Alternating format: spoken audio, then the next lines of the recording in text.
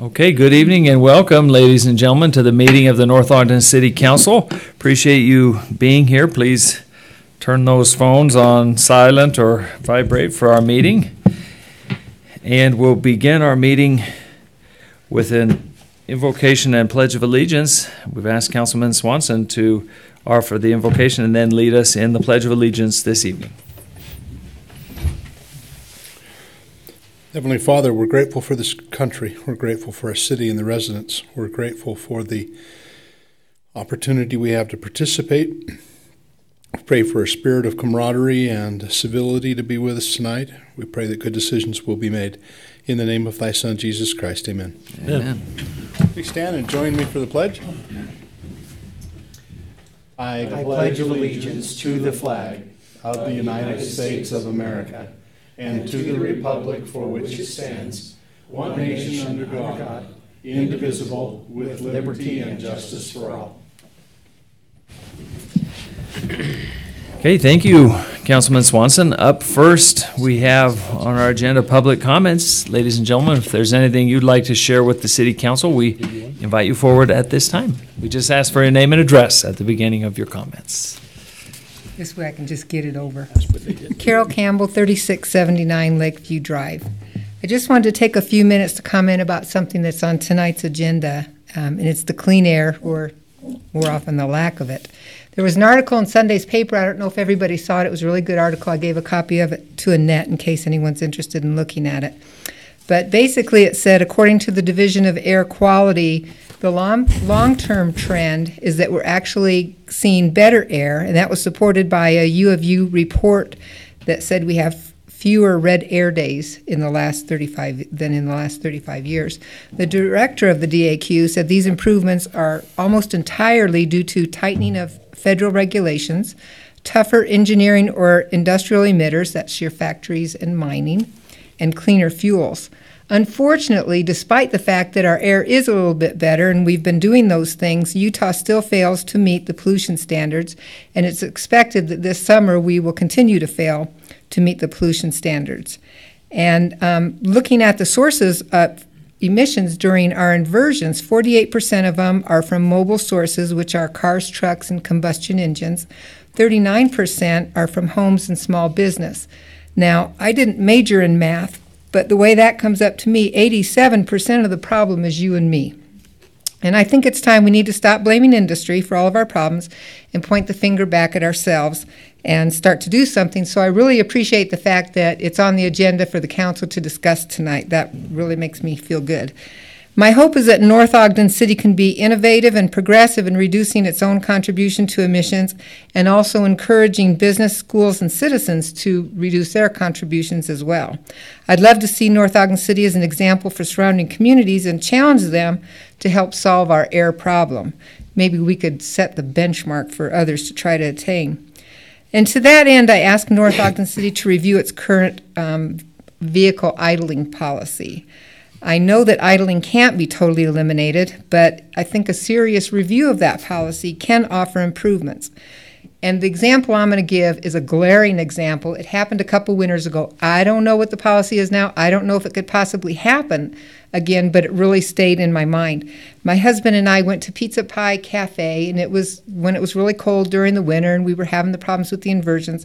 And there were 5 police cars in the parking lot, and they were all idling. Now, not all of them were North Ogden. I think only 2 were.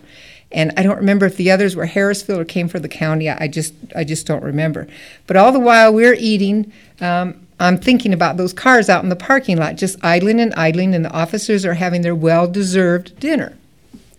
And finally, after, about a half hour went by, they got up, said farewell to one another, and just walked out to their cars, and they left. They didn't get a call saying that there was a homicide, and they had to hurry up. They had to go flying out of there. They were just able to leave. And my thought at the time was that if an officer has time for dinner or even to go to the bathroom, which they do, and we need to give them that time, there's probably enough time to turn the key off on the car and not have it idling without any risk to public safety. And the idea that police cars need to always idle, I think, is outdated and doesn't take into account the improvements in automotive engineering. Again, I realize that they do need to idle sometimes to properly do a police function, and I'm not really wanting to pick on the police, but I mean, they're out there and everybody notices it. So, but I think that it needs to be reassessed against modern vehicle capabilities.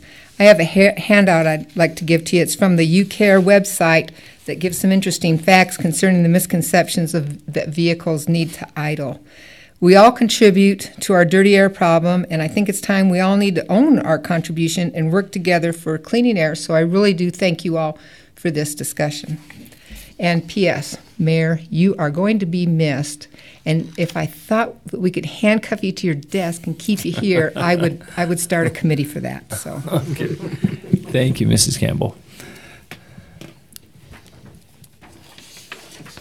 Oh, we've got some for everyone. Okay. And keep dogs. Yeah, it's been a while since they've made it into one of our meetings, so this is good. Stan and Murphy made it into the meeting. You had to know when I stood up there. I mean, Captions and all. Okay. Thank you so very much. Thank you, and I agree with you on the mayor. Yes, the Campbells were a big part of getting our dog park going, and in fact, Mrs. Campbell first proposed it about 4 years ago. So thank you. And this will be a big discussion, as it has been on Facebook already. A lot of comments, a lot of discussion on that. Okay, anyone else like to make any comments to the City Council tonight? Okay, we'll go to item 2 then.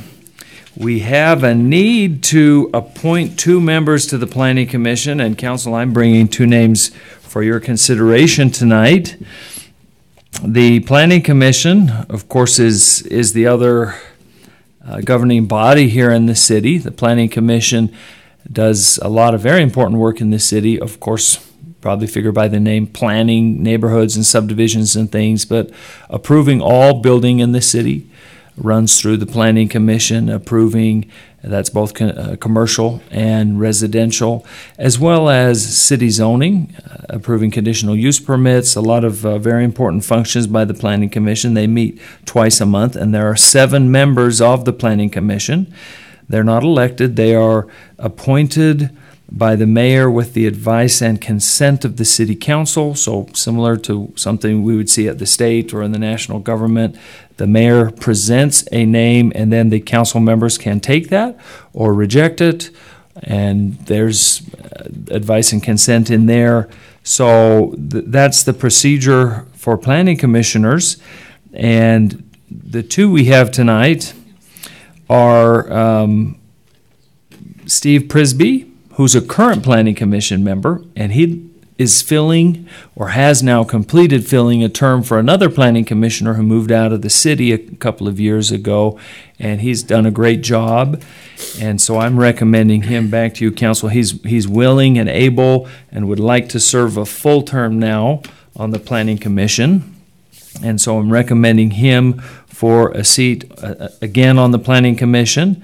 And then we have a vacancy that'll be created. Councilman Severing, who was just elected to the City Council, has been on the Planning Commission and doing a great job, but cannot be on the Planning Commission and the City Council. So we have a seat to fill there on the Planning Commission. And I'm recommending Lisa Arner, who is here tonight, to be able to answer some questions for you after I just give a little intro. And I should mention, too, I wrote a note to myself but forgot to say it, Councilwoman Fossen is on the phone with us, so you'll probably hear her as we go along here making some comments. So was not able to be here tonight, but is with us. So thank you, Councilwoman Fossen, for being here. Thanks, Mayor. So, Lisa, why don't you please come on up? Let me just introduce you a little bit here to the City Council. So Lisa, you might remember, actually came to the council about a month and a half maybe, for an item that actually had gone to the City Council or the Planning Commission as well for review. And so she just had some interest after that and was thinking about putting her name in as an applicant, and did, and I'm happy she did. We had some great applicants. Honestly, probably, I think I've done 5 appointments in my time as mayor, and this was the most number we've ever had of applicants. and I mean, a great group of people. There were 9 total applicants, any one of which would have done a great job for the city, wonderful people, and it was a very hard decision to get to someone to recommend, but I just wanted to share some of the reasons why I'm recommending Lisa to you, and then I'll give you a chance to introduce yourself, and then maybe the council members may have a question or 2 or 3 or 4 for you as well. So Lisa, what impressed me most about her, frankly, when she came in for the interview, she had already read our city general plan and had been doing some homework and was knowledgeable and conversant in a lot of important planning terms and concepts, especially things that apply here to North Ogden City. I think she's going to be very dedicated and put the time in. She's already planning on really studying the issues, which I think is so important. Council members, you know that it helps if you've read your materials, gone out, maybe made a site visit as appropriate, and really have done some homework, and she has the time and availability and is committed to doing that. She's committed to doing all 5 years of the appointment, which is important too, so we have continuity of experience on the Planning Commission. Unless you get elected to the city council, that's the only exception, okay, to completing that 5 years. So, and I think her answers that she gave in the application that you have, council members, were great. It showed, I think, a very balanced approach, not a preconceived, ideology or notion of how this. I'm here because of X, Y, or Z, and I think she'll be a very fair and capable planning commissioner. So with that, Lisa, would you like to just introduce a little bit about your background maybe and kind of your interest in this, and then council members, whatever questions you would like to ask, and then what you'd like to do, with this nomination. Okay. Thank you, Mayor and Council. We have lived in North Ogden for just over 12 years. My husband is a federal employee out. He's mainly stationed at the Orbital ATK plant. My oldest daughter is at Utah State in Logan. She's in her 2nd year of college. And my other daughter is here. We just picked her up from lacrosse practice. She's in 10th grade at Weber. And my son is 8th grade at North Ogden Junior. We love outdoors. We love our town. We love our community. We bike, play sports, enjoy our state. And I don't know if there's anything else you're looking for. You can ask me questions, as long as they're not hard or embarrassing. So, council members. What kind of mountain bike do you have? Technically, okay, so I had it in the bike shop, and I called and I said, "Is my bike ready?" And the owner said, "Is it the?" And he described it technically, and I'm like, "Is it orange?" And he's like, "Yes." I said, "That's my bike." It's really cool, though. It's a mountain bike. So Wonderful. Trying to lighten the mood here a little bit. Mayor, I have a question. Okay, Councilwoman Fossen. Can you hear me okay? Yes. Okay. Lisa, I have a 2-part question. What is your long-term vision for the city? And thinking about that, what do you believe is the appropriate role of the city in planning? Well, my vision goes in line with the general plan that's out there as far as developing what we can develop. We don't want it to look too commercialized, maybe like Riverdale Road or something, but because we have such a nice feel here and it's open and there's biking. Personally, I would love to see more bike trails and things like that, but tell me your second question again. What do you see is the appropriate role of the city in planning? A lot of times different conflicts come up. I don't know if you've been listening to recent discussions, the Planning Commission. One of the issues that maybe we're talking about later today has to do with a residence close to a business and those type of conflicts. So I'm just wondering what you feel the appropriate role of the city is in planning. Okay. On the Planning Commission. Okay. So the councils, between city council and the planning commission, I feel that they're in place so that, there's certain zones in place, and we're not going to just bulldoze over people, but you consider people's thoughts and feelings and where they live and what do we want here as far as revenues, what tax money do we have to work with, or that's, I guess, just looking at it from a business point of view is what makes sense for certain areas of the town, and that's why everybody collaborates and gets together to come to a good decision.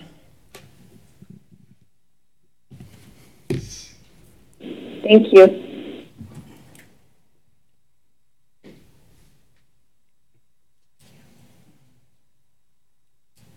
Council members, anyone else like to ask any questions or comments? Councilman Swanson. How do you feel about zoning in general? Well, it's necessary because you don't want a business right in your neighborhood, as far as that goes. Is that kind of what you're getting at, that things need to be laid out in a orderly manner? There's multiple schools of thought. Some people believe there should be no zoning, that's an infringement on property rights. Others would, micromanage every bit of land. Where do you fall in that spectrum? I think what we have in place right now is working. I think, Excuse me. You don't want to put businesses right in residential sections, but I know there are cases where there's older homes that are next to commercial plots that maybe aren't developed yet, and I'm sure that causes angst for the people that live there, and maybe this business or gas station goes up. But it is a city, and you need planning and you need organization and roadways, and Great, thank you. it won't make everybody happy all the time. Oh, good luck with that. Right. Actually, that, I think, is something maybe, Lisa, I had asked you when we had an interview, something that you just reminded me of, Councilman Swanson, about if there's 30 people who come to a planning commission meeting, all from one neighborhood that don't want a particular thing to happen, but it meets the city's zoning, the city's general plan, what would you do in that kind of a case? Talk us through that a little bit. How would you approach that decision? So maybe a certain neighborhood abuts empty field and they want to zone it out. It takes out their view, maybe, or something like that. Yeah, something like that, exactly. And so the immediate neighbors are not very happy, and they're all there at the planning commission. Or somebody wants to put in a sports court, but I mean, literally, but you have to consider what works for everybody.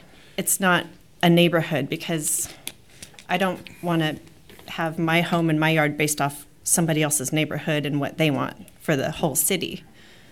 Every single person, across the board has to be as fair and equal or equitable,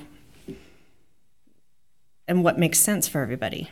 I mean, will it make the city ugly overall if we let certain things happen? That's a consideration. Or, take away too much of the natural beauty. Just depends on the issue.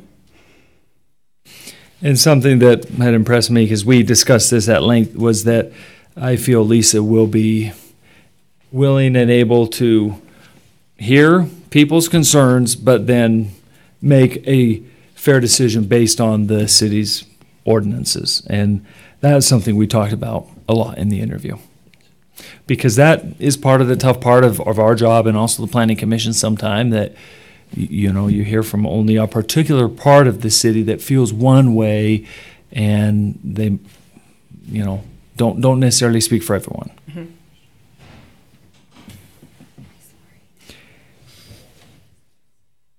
Other council members with comments or questions?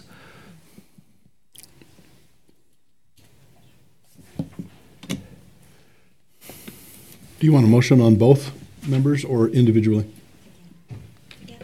Together?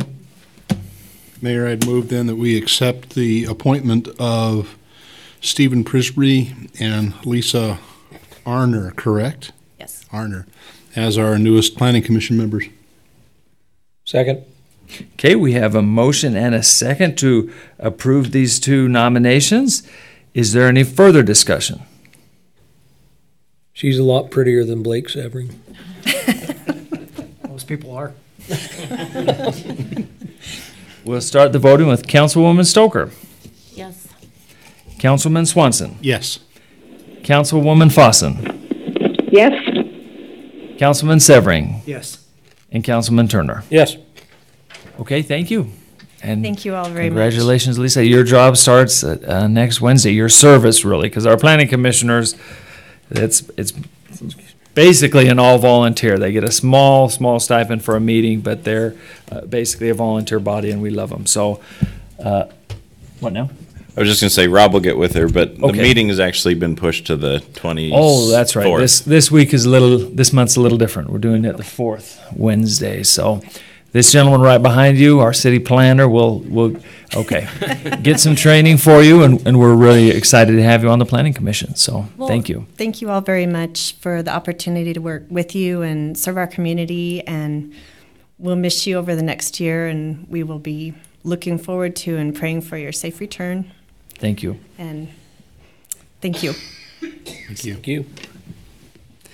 And thank you for the whole family coming. And next week, or 2 weeks, Rob, they'll do the swearing in right at the planning commission meeting?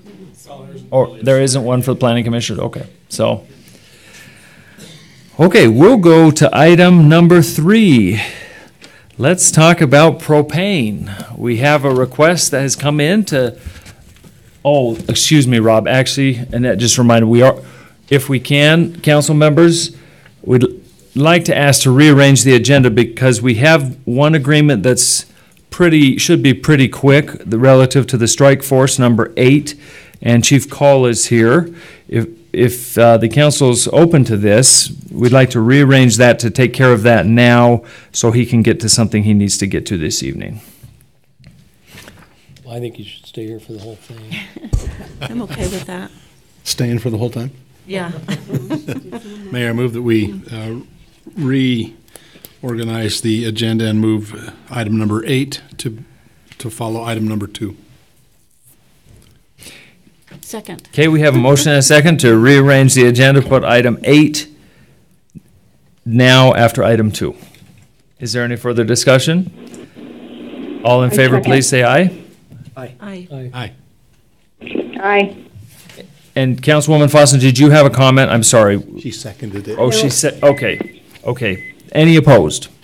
Okay, thank you. Then that motion passes, and we'll handle that now. This is a agreement that comes before us periodically, and Chief Call, let's ask you to please come forward and just update the council on this memorandum of understanding, and if there's anything different from the previous years that we've engaged in this. Thank you. I appreciate your consideration in moving this item up. This is an agreement that is used in Weber County amongst all the law enforcement agencies to create a task force that's primary responsibilities interdiction of drug trafficking and drug investigations. And the benefit of this program is that some of these drug trafficking operations are so large and require so many resources, one agency in and of itself wouldn't be able to accomplish the interdiction without mutual aid amongst the agencies. And this document kind of solidifies and outlines that agreement. We participate in the strike force in 2 capacities. One is we, on occasion, do put a full-time employee into the strike force as part of their manpower pool, and then when we don't have someone in physically in, we contribute money to the operation of the task force. And it's been in operation quite a while. I can tell you since I've been here at the start of September, they've actually been out here one time at our request, involved in drug trafficking, and we needed a series of search warrants generated and additional detectives to do the search of the house. It was a marijuana grow operation, and so it's a great resource to us when we need it. So we would recommend for your consideration the passage of this agreement. And are there, Chief or John, are there any changes to this agreement from the previous years? Any financial changes or anything? Do you want me? Go ahead, yeah. There has been some new wording put into this.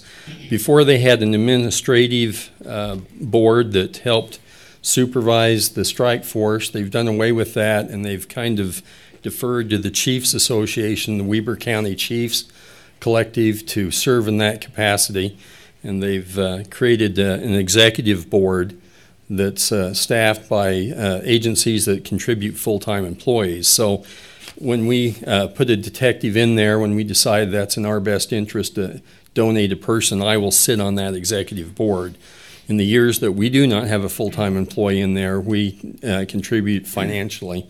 I can tell you last year it cost us $1,812 to have those resources available to us for a year. So it's good fire insurance, if you will. Okay, thank you, Chief. Council members, any questions? Councilman Turner.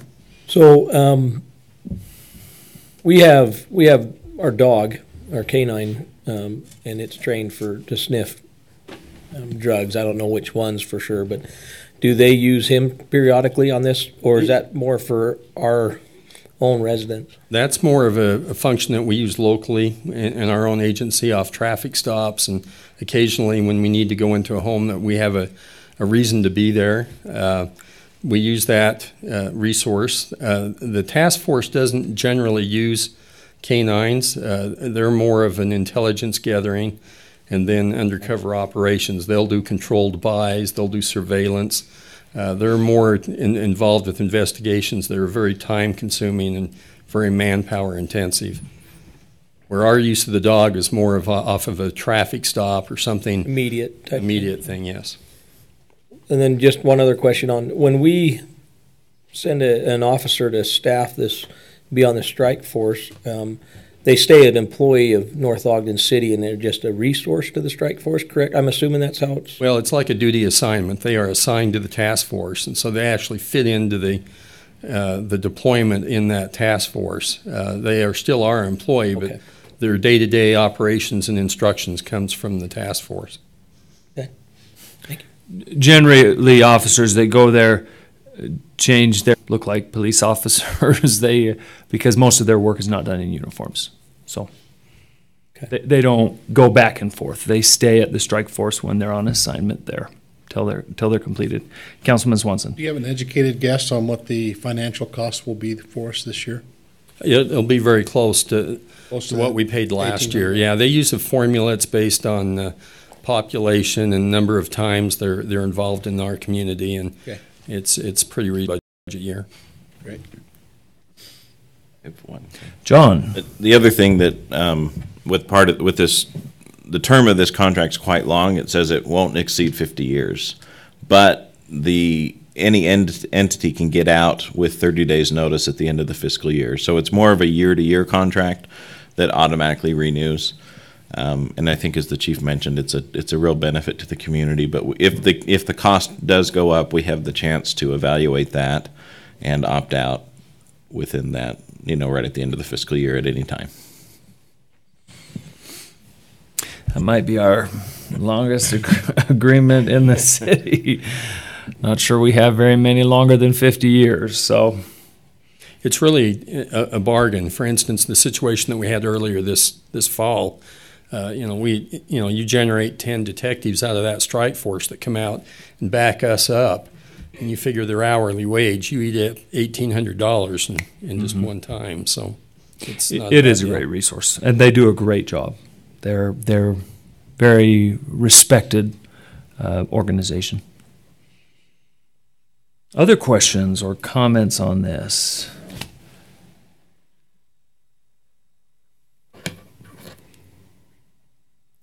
We are happy with the opt-out. That's something we usually look for in a longer agreement, so that's good to have in there. Councilman Swanson? Is there a agreement number or? A1-2018. Anybody else going to make a motion tonight, or is that? No. I will. If you give me a minute.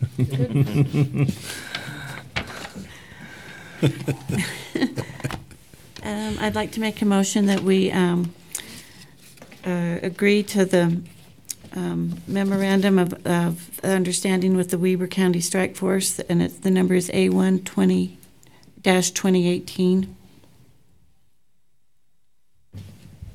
Second. Okay, we have a motion and a second to approve this memorandum of understanding with the Weber County Strike Force. Is there any further discussion? We'll start the voting with Councilman Swanson. Yes. Councilwoman Fossen. Yes. Councilman Severing. Yes. Councilman Turner. Yes. And Councilwoman Stoker. Yes. Okay, thank you. Then that motion passes 5-0, and we will continue to have Weber County Strike Force services here. And thank you, Chief, and thank you for all the work with our great police department. Okay, now let's get back to propane. So propane has been on the minds of our new Ace Hardware store, which we have the manager here, Phil Childs. Welcome. And he's asked for a propane tank at his store to be able to fill people's propane. Our city planner looked at that and didn't quite fit into our existing ordinances. So he and the Planning Commission and Phil have gone through a detailed process to look at possibly allowing propane sales and what would be the requirements, and that's what's coming before you tonight. So our city planner, Mr. Rob Scott, we'll turn it over to you to fill the council in on this proposed ordinance. Then council, after any questions about the ordinance are answered, we'll hold a public hearing and then move to your discussion and or action on this item. Thanks, Mayor, members of the City Council and the audience. As the mayor indicated, this is a text amendment to our zoning ordinance.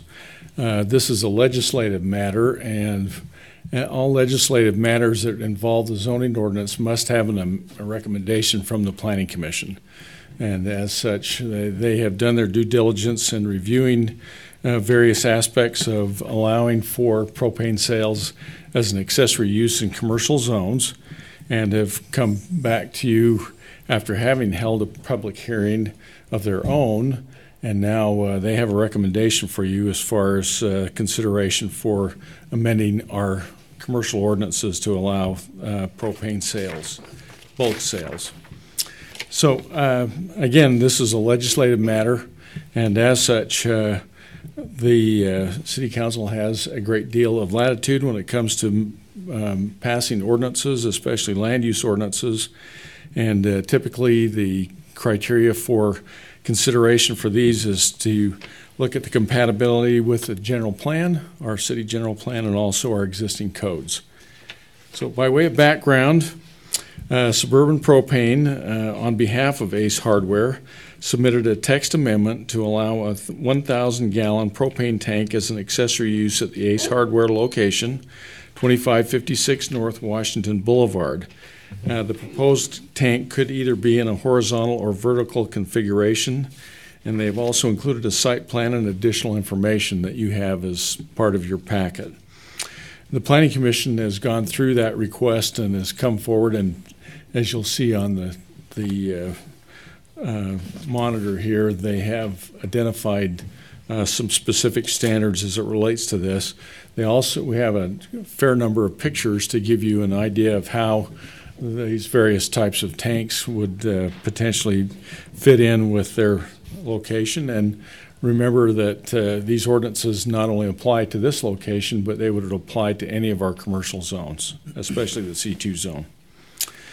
So the Planning Commission had a discussion and then conducted a public hearing on just this last week on January 3rd. There was one person who spoke at the public hearing in favor of the application in addition to the applicant's comments. As I mentioned, there were some pictures that were submitted, and once we go through the ordinance, we can take a quick look at those pictures.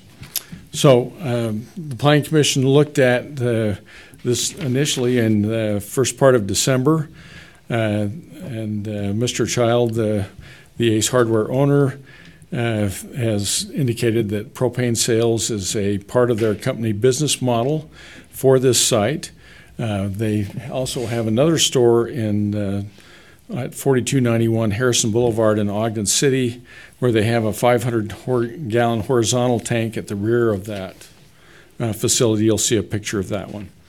Staff provided some additional pictures along Wilson Lane, and then they've also given us some additional pictures at a couple of other sites. So just by way of summary, the summary is to have the following recommended standards. The Planning Commissioner is recommending to allow bulk propane sales as a permitted use in the C2 zone with some standards. So that's what the ordinance shows up there.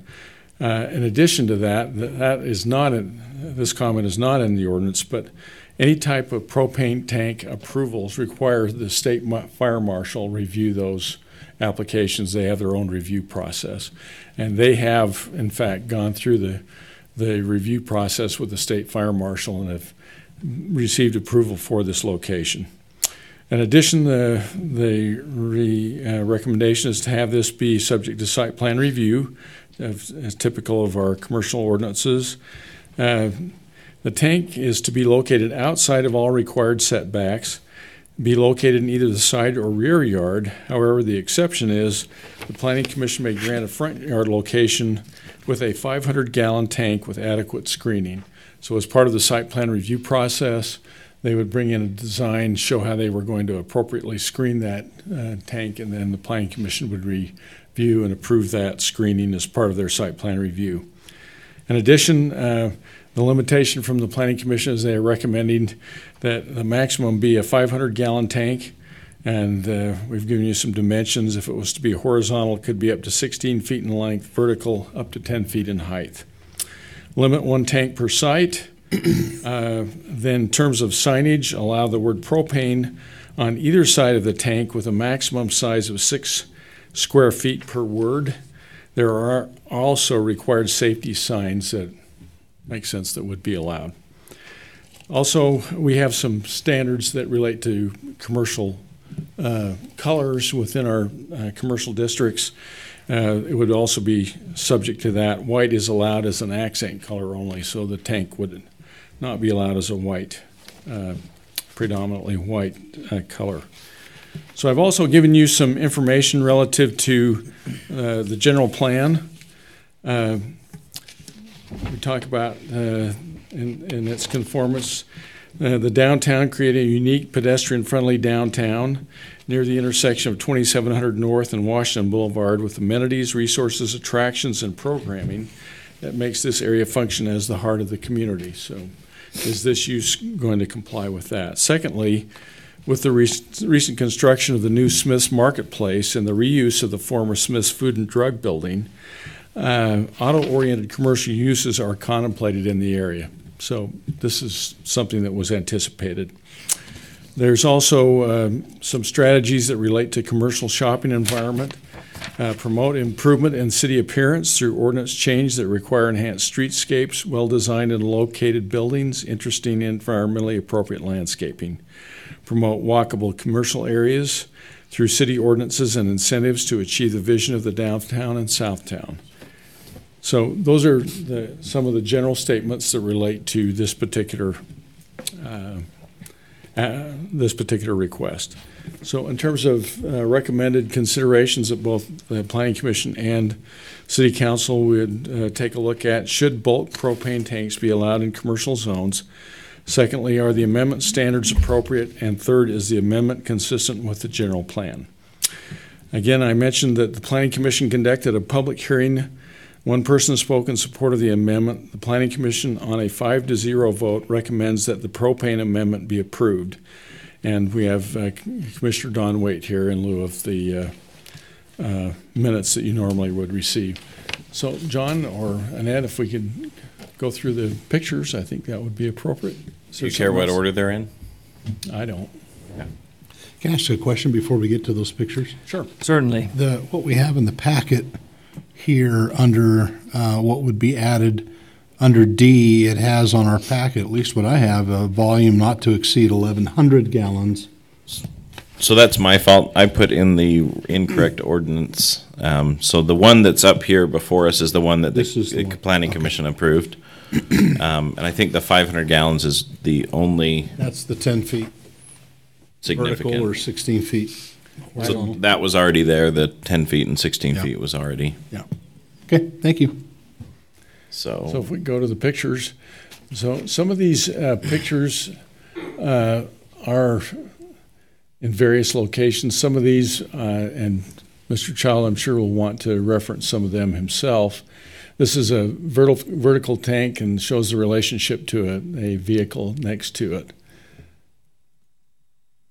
So this was a 10-foot high vertical tank. It's the same location.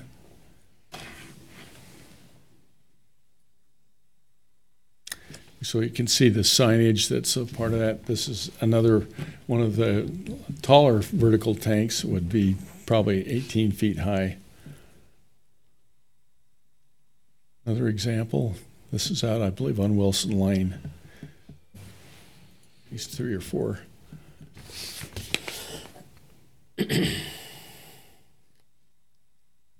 What size is that tank?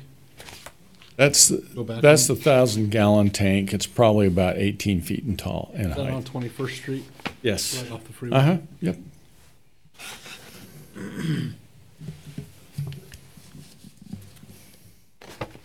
Kind of got caught in the afternoon. This is the tank on Harrison Boulevard, the 500-gallon horizontal tank that's there. In this case, they had to locate it because of the parking situation behind the building.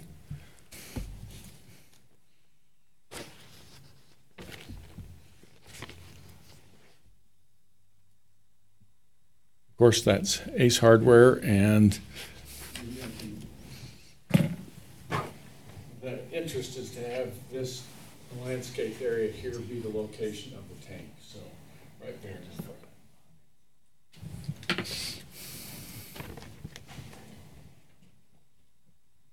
That's the pictures.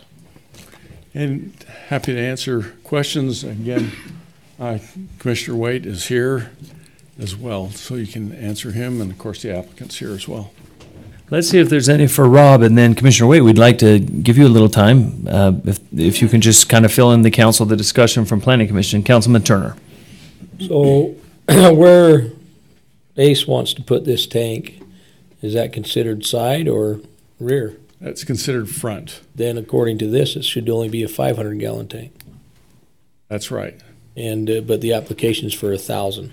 Their interest is 1,000. They understand. And so do we have to do a variance or something like that, or what? How does that work? You either need to make a decision. The Planning Commission is recommending a maximum of 500.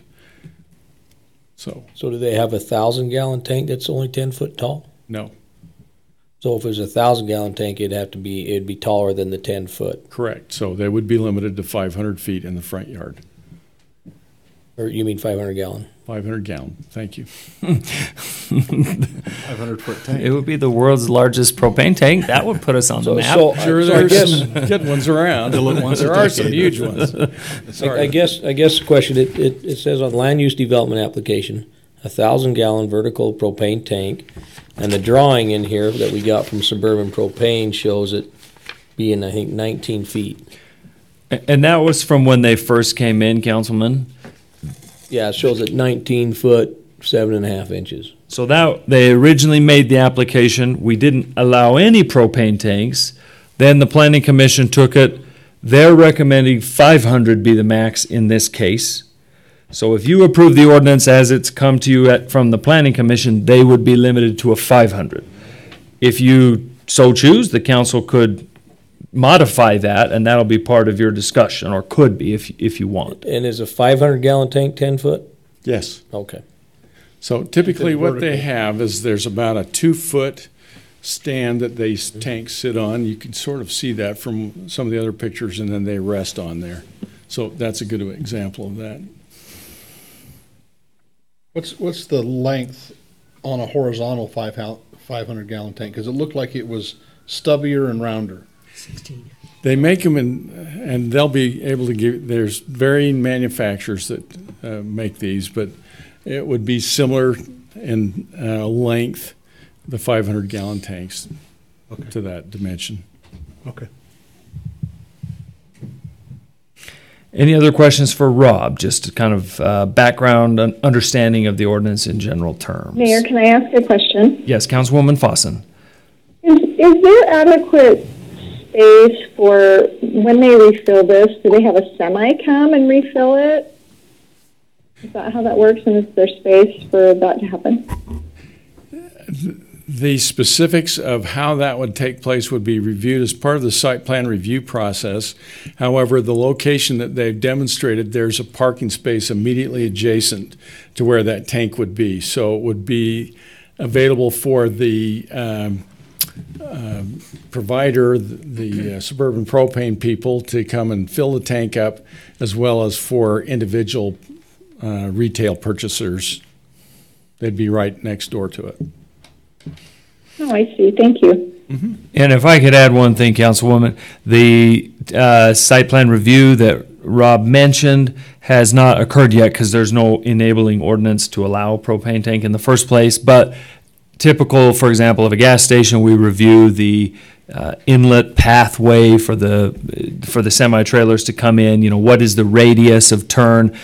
The similar would be done in the site plan review if you approve this propane tank. So this actually tonight would not be the final approval. It would still go through the normal planning process if you approve the ordinance. Oh, great. Thanks for helping me understand that.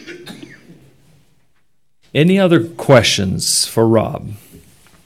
Okay, so let's invite Commissioner Don Waite from our Planning Commission, who's been involved in these discussions. Is there anything you'd like to share, enhance upon from Planning Commission and Council? And then we'll have, if you have questions of the Planning Commission's thoughts for Commissioner Waite. As we went through the process, we held two different meetings. We met early in December, I think from the early December meeting until we met again last week. Almost everybody in the Planning Commission spent time on the site reviewing it. First concern everybody had was safety, and I think that's totally addressed by state requirements and ordinances and state fire marshal, and I can't remember the agency or whatever, Propane Retailers Association or something like that. They have very rigorous standards.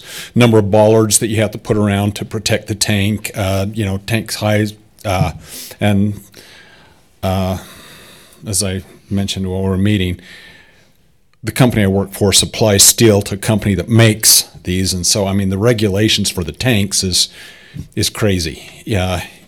You'd have brain hemorrhage trying to read through the 500-600 pages of regulation on just the steel that goes into the tanks. Anyway, all of that is regulated way beyond anything I think we will ever want to address. The next issue was appearance, and I think that was where we kind of the meeting in December. We were kind of all over the place.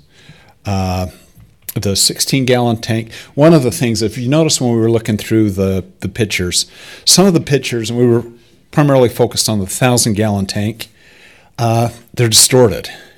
And it's hard to get a decent perspective. And so it looked like one of the missiles from out at ATK when it was sitting there. Yeah, that one's the aspect is really pulled in.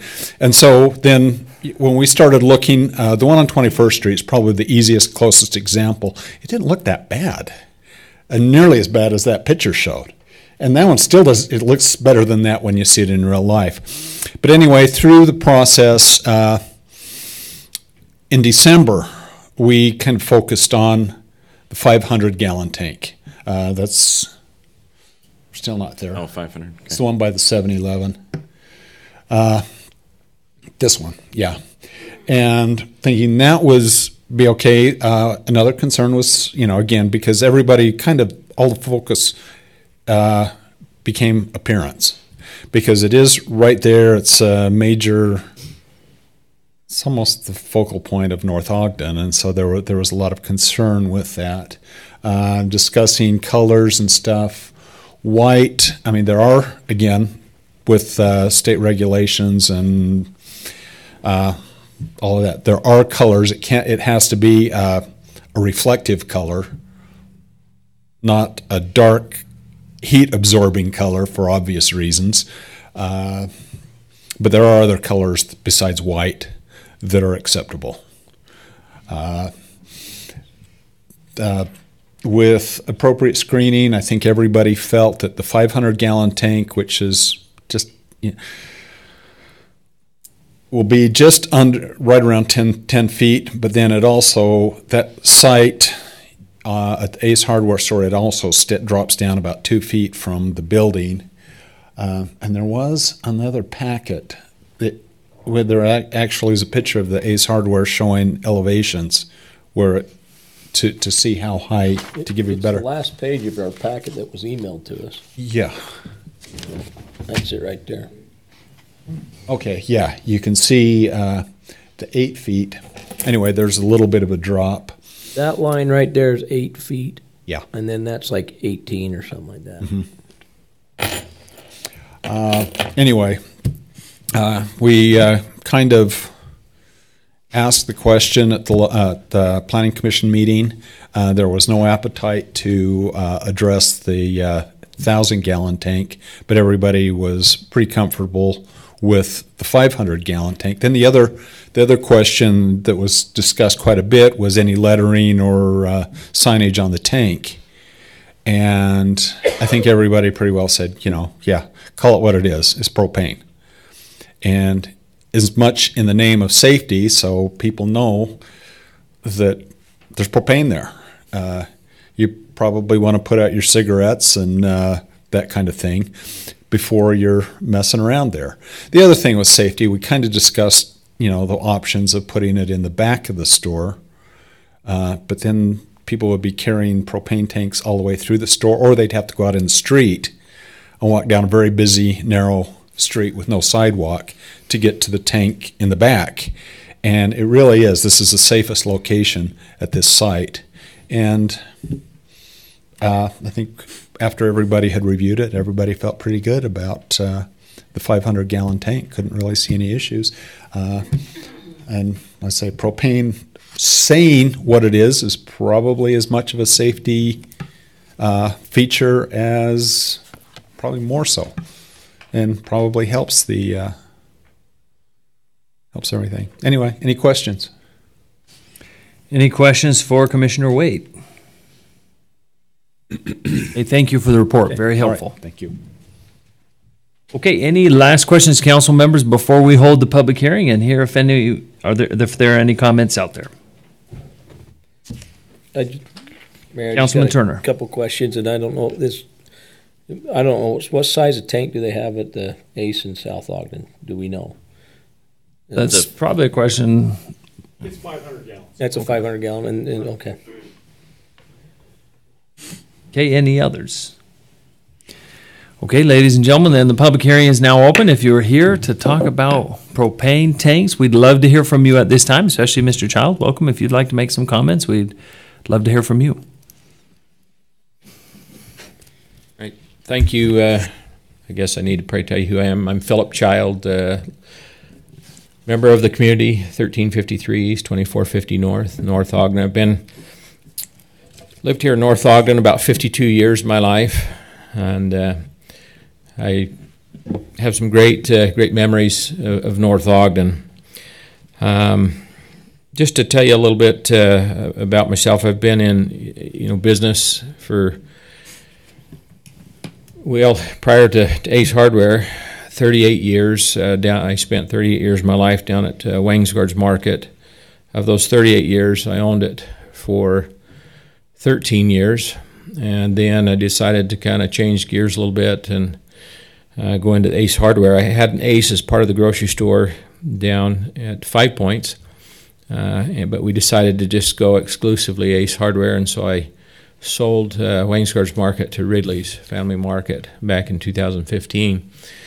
Originally, we had the store here in North Ogden was supposed to be store number 1. South Ogden would have been store number 2, but it kind of happened that South Ogden was store number 1 and North Ogden was store number 2. It was something I had when Smiths vacated the property down there. I'd been looking at that site from day one when they vacated, and we went through 2 developers, and developer number 3 finally was able to get the job done for us and secure that site. So it was exciting. I wanted to be a part of the community, North Ogden, so as we've invested a lot of money, of my personal money to go into the Ace Hardware, and we wanted to bring a great name. Ace Hardware is a great company, great organization. We wanted to be a part of the community and serve the citizens of North Ogden. And so we really feel like Ace Hardware is just a number one. It's a great fit here in North Ogden. We felt it worked well. I know there was some concern when we first approached the Planning Commission about the propane. Their concerns was that the propane tank, looked nice and that it fit in. And of course, I want it probably look as nice as anybody out there because, like I say, we've spent a lot of money on the store and want it to look nice. Why bulk propane? Well, bulk propane generally is in the Ace Hardwares is part of the business model. Number one, it will help generate revenue to help me, pay some of the rent for the building, and so it's very much needed revenue that I need to sustain my business here in North Ogden. Not only will it generate revenue for my store, but it will also generate tax revenue for the city of North Ogden. I feel as we looked around, there's nowhere here in North Ogden for the citizens of North Ogden to go and buy propane, and so we felt like this was a much needed niche to be a part of the North Ogden community. Right now, the citizens of North Ogden have to drive 3 miles west to Miller's, just off the freeway. That's the closest down at the little gas station down there. Or they have to drive 5 miles to Cal Ranch Store, or 5.6 miles to AmeriGas on 12th Street. All of which, those 3 locations, 2 of them are in the city of Far West. The other one is in Ogden City. And so as you can see, the revenue from North Ogden is going outside the city. So I feel it's important to keep the revenue here in North Ogden. Now you might say, well, that's just propane sales, but if they go somewhere else to purchase their propane, are they going to buy a barbecue grill? Are they going to buy seasonings? Are they going to go to maybe a closer grocery store to buy their meats and stuff like that? So when we talk propane sales, they're not just going to purchase. Hopefully they'll go to Smith's or Lee's and buy their groceries, or come in and buy a grill from us. So again, it's not going to just generate the revenue for propane sales, but other items that they purchase here in the city that could possibly be purchased somewhere else if they go to purchase propane. So we feel like there's a need here in North Ogden. Bulk propane will save the citizens of North Ogden, the consumers, money. On a 5-gallon tank, when I say this is like the kind that you put on your barbecue grill, if it is bone dry, generally speaking, it won't hold 5 gallons of propane. Generally, you get about 4.2, 4.3 if it's bone dry. But most of the time, it's somewhere between 3.8, 3.9, because there's always a little bit of propane left in the tank. But that would save, on average, customers $6 to $7 on a fill-up of the propane versus going to get an exchange that is $19.99. So it will save the citizens some money. Not only for barbecue grills, we could fill RVs, trailers, construction workers, if they have the larger tanks, will be able to fill their tanks as well. And again, that revenue would stay here in the city, allowing us to dispense. Again, the propane here will increase or drive other sales into the stores in the area as well. As you saw the picture in South Ogden, that was a 500-gallon horizontal tank. It's out in the back of the store. That wasn't that right there.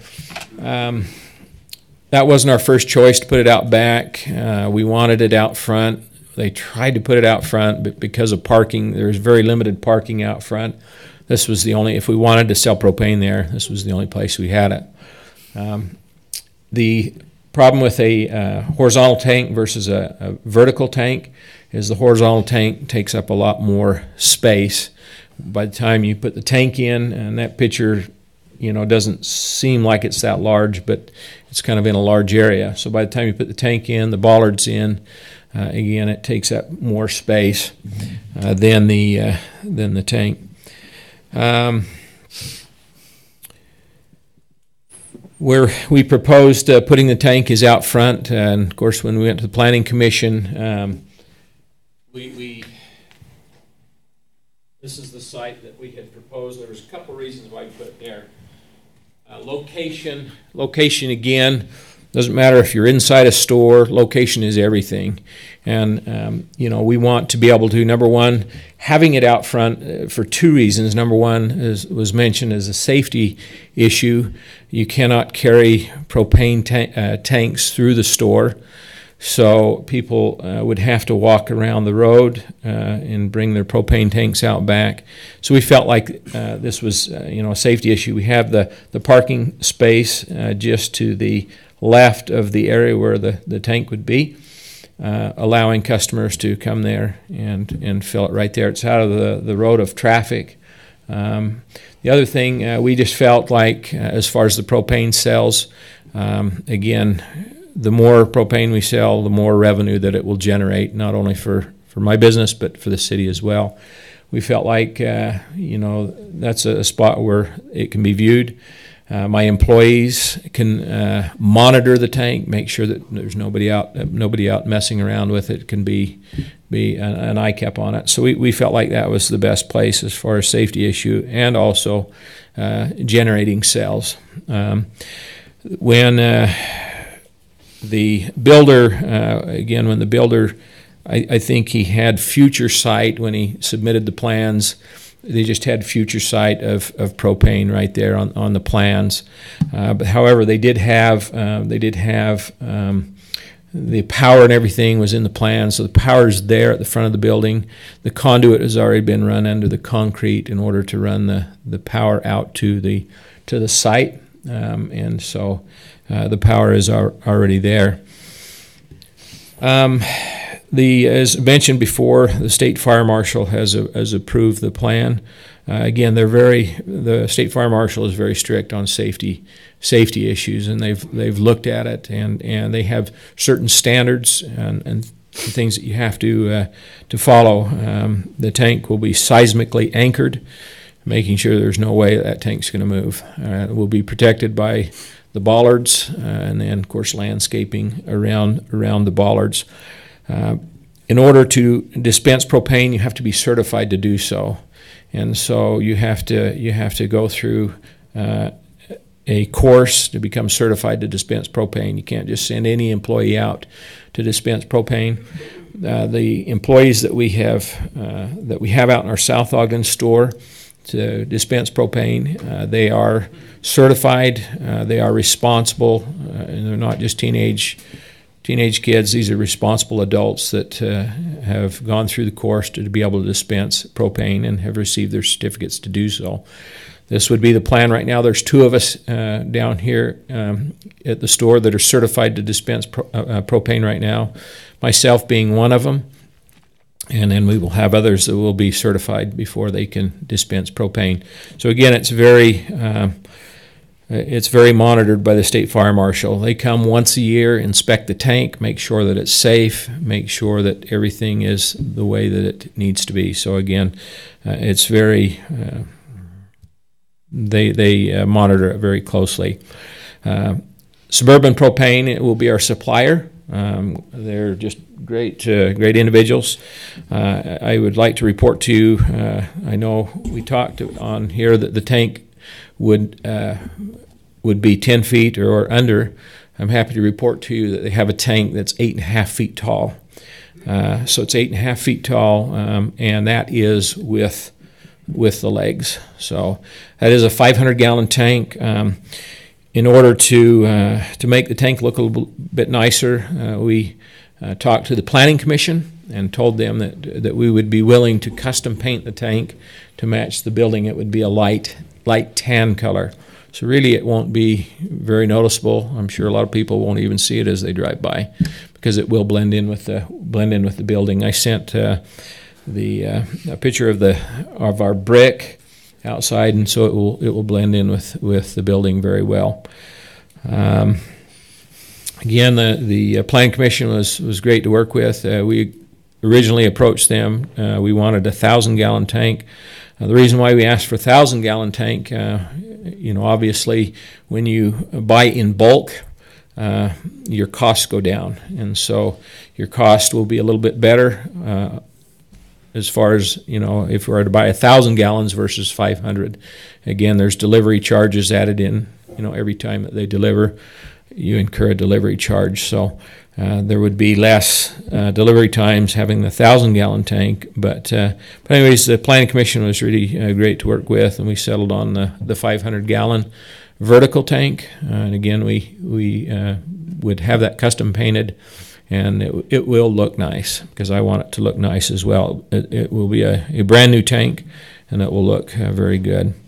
So I'm asking the members of the council if you would consider approving us down at Ace Hardware to be able to dispense propane. I really feel like, it would be a great service to the citizens of North Ogden. Again, it will fill a niche that's currently not being filled right now, and we would like to be able to do that. So I again ask for your consideration in passing this ordinance. Any questions that you might have for me?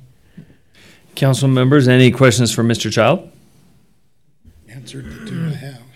One thing I forgot to mention, as far as the size of the truck that would deliver propane, in talking to Rob back here for the Suburban Propane, it's the propane, or the vehicle that will deliver the propane, is about the size of a garbage truck, just a little bit smaller. So if that kind of gives you an idea, and I'm sure they'll work with, make sure that it's not in the way when they deliver propane. So hopefully they might be able to deliver it in the earlier hours, so that it wouldn't be there when the traffic starts coming through. So again, I just like to thank this council and thank the Planning Commission and Mayor. I'd just like to ditto what has been said. We appreciate your service here, and you're going to be greatly missed, and you're going to be in my thoughts and prayers as well as my family. So thank you. Thank you, Mr. Child.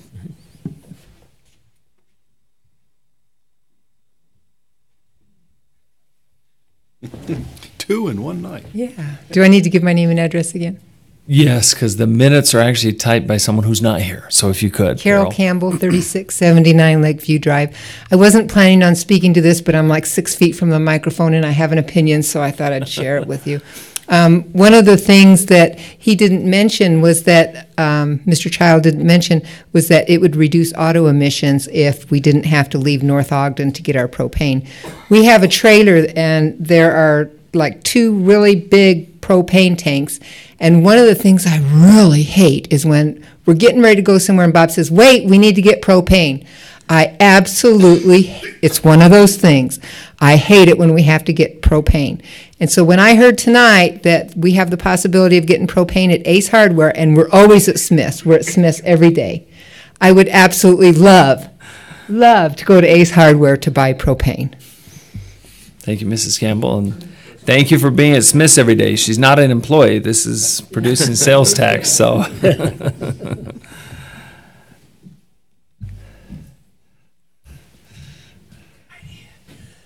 Shannon Bruce, Salt Lake City, Utah. I'm representative of Suburban Propane. I just wanted to, I second everything that Philip was able to express, and her too. But what I did want to point out, if it'd be possible for you to show the slides and for the council members to look at that screen. Like he pointed out, it is very distorted. If you look at this screen, you have no idea of the size of the tanks.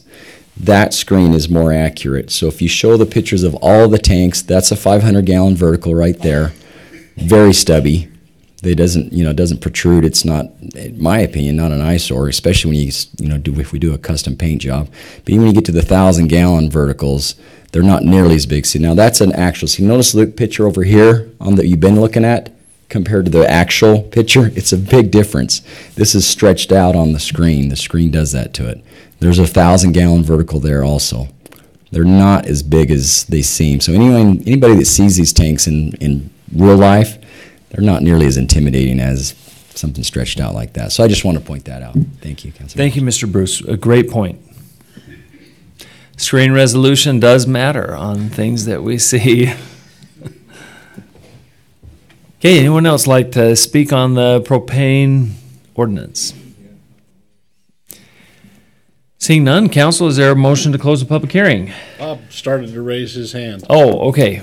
Mr. Buswell getting in at the buzzer.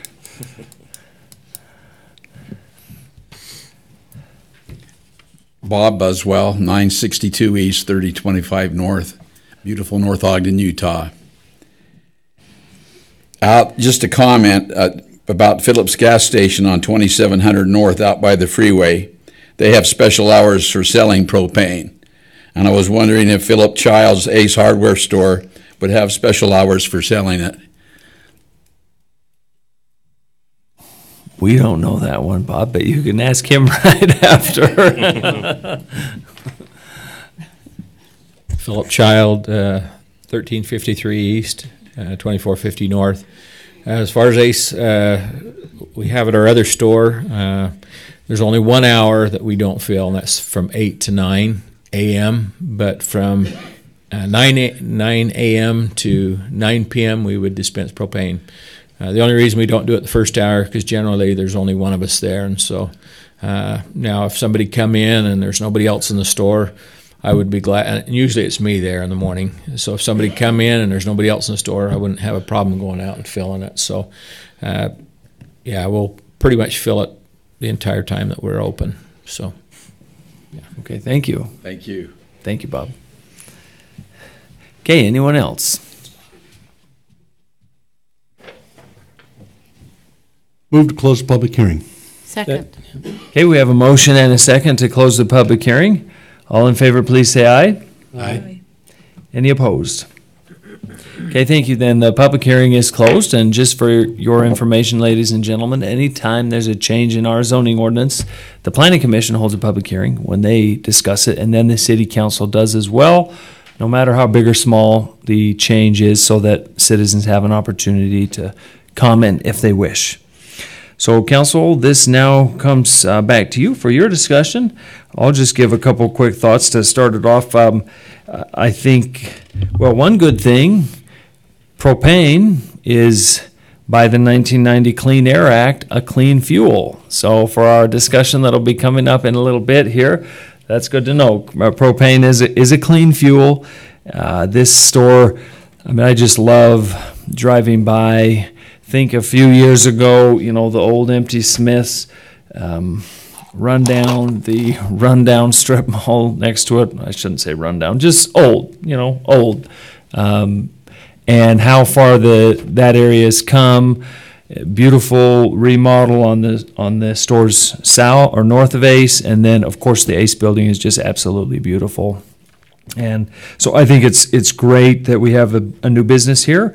It is a small business. It's not a nationally owned chain, although it is a chain store. It's a small business, and so I would encourage you to pass this. I think it can be done reasonably. It can be done in a nice way, and will just help a small business that took a big risk to come to our city and build a beautiful store and help the city. So those are just my thoughts on it. And now, council members, any discussion you'd like to have, or the time is yours. Councilman Turner. Just a quick comment on what Mr. Child said is, I'm a certified filler. So if you think I'm responsible, then I guess he's responsible. That changes my opinion. And then just another side note, many, many moons ago, Mr. David Smith, who now works for North Ogden City, used to work for Mr. Child out there at Waynesgard. Back in, I think it was in the meat department, I think, if I remember right. Produce, yeah. Anyway, I don't have anything to say. I'm just talking.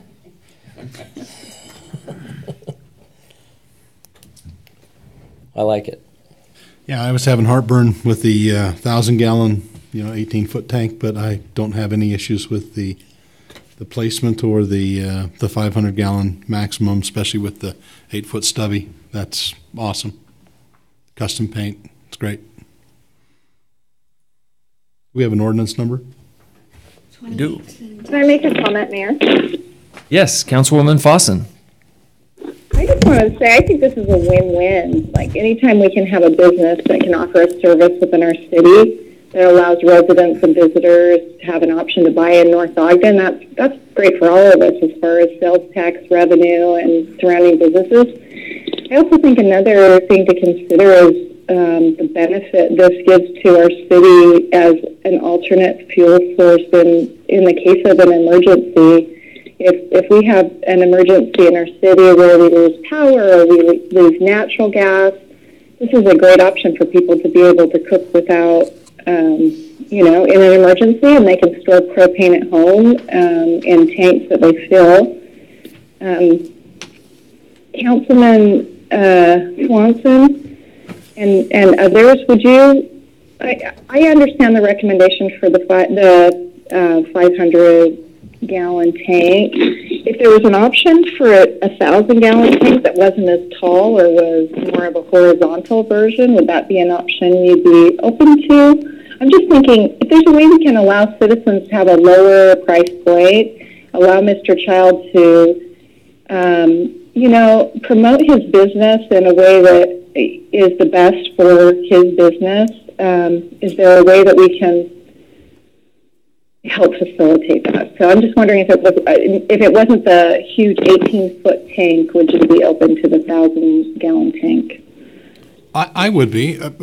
My primary issue is this came up, and as I drove by, I go by the 21st Street off-ramp every day, multiple times a day in that Shell station. That tank doesn't stick out quite as much because it's more of an industrial area. You've got the big canal right behind it that feeds, not Pine View, Willard Bay. And I think it would be more of an eyesore, the big 18-foot vertical tank with the redesign of Smith's and the beautiful store that Phil built and the remodeling that's gone on with the strip mall. If there was a less vertically obtrusive way to do a bigger tank, I'd certainly consider it.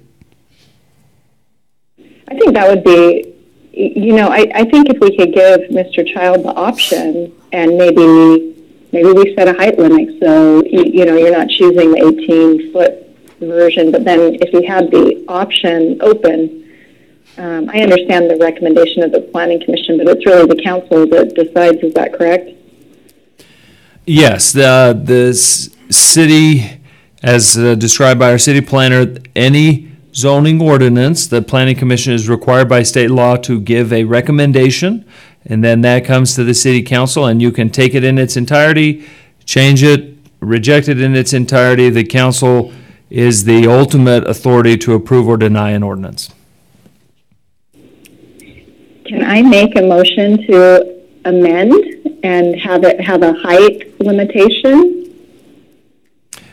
Yes. Would you not? Yes, there's one comment before, Councilwoman, and I might recommend the council consider asking the supplier to maybe give you a little background on what those sizes might be in connection with what you're suggesting, Councilwoman, because that might be good to hear from them.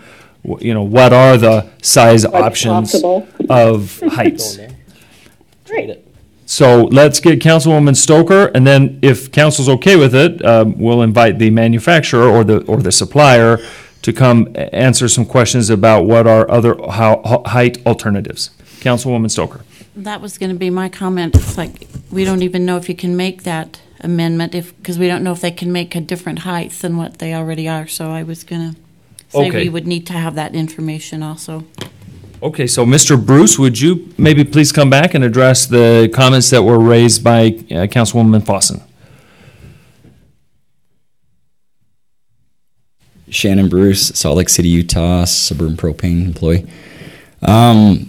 As far as the tanks go, they're all, when we come with a 500 or 1,000, the lengths vary a little bit. They can be anywhere from, like we mentioned, we have one in our yard right now that we're planning on using, if everything goes well, for Mr. Child, that is 8.5 feet, which is a lot shorter than usual. Usually 10 or 11 feet is what the 500-gallon vertical is. The 1,000-gallon verticals are pretty much, they seem to always be right around 18 feet in height. And then the horizontal are about the same.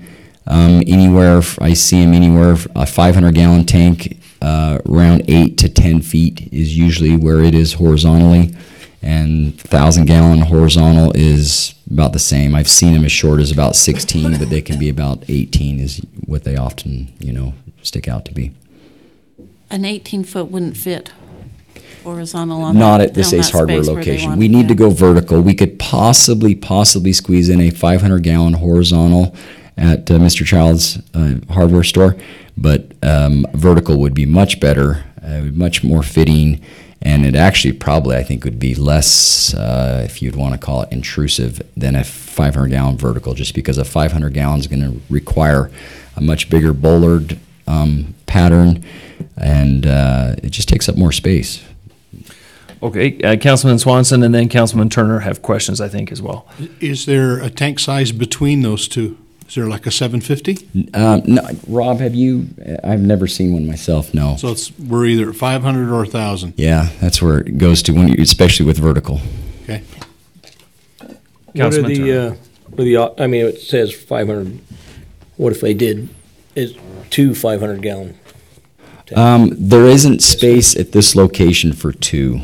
You have to have a distance between them or something? Yeah, but also just because the bowlers would push it out that much more.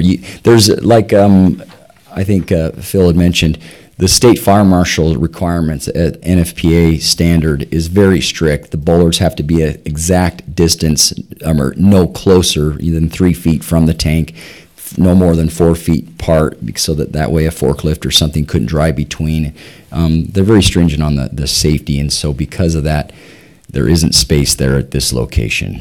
You could in the future. That is very rare. I don't think I've ever seen 2 500-gallon verticals in a retail situation. It is possible. That can be done, though.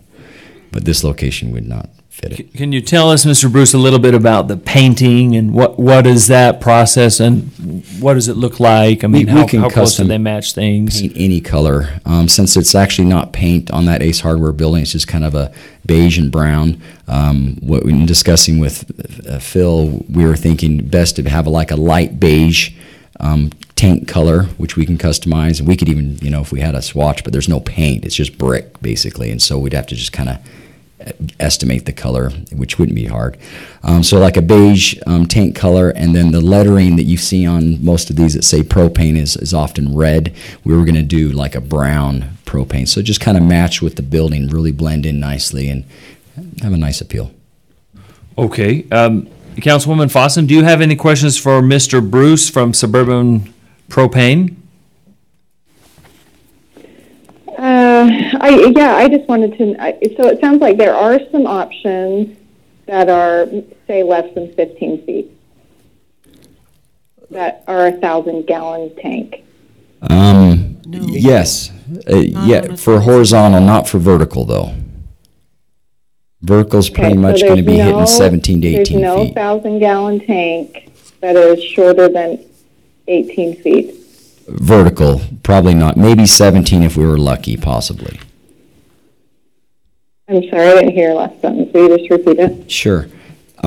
For a vertical tank, 17 to 18 is pretty much all you're going to find, and it'll probably be more 18 is what you'll find out there.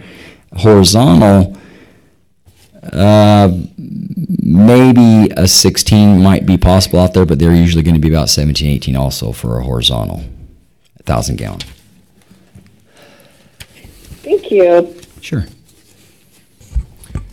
That answers my question. I really feel that if Mr. Child is meeting the safety ordinances of the city, that's my opinion, which is maybe different from some of yours, is that we should allow him as the business owner to decide if he is within the safety requirements. Of course, we're setting an ordinance for our city, but I'm okay with a 1,000-gallon tank if that is what the business owner desires to have and feels is in the best interest of their business.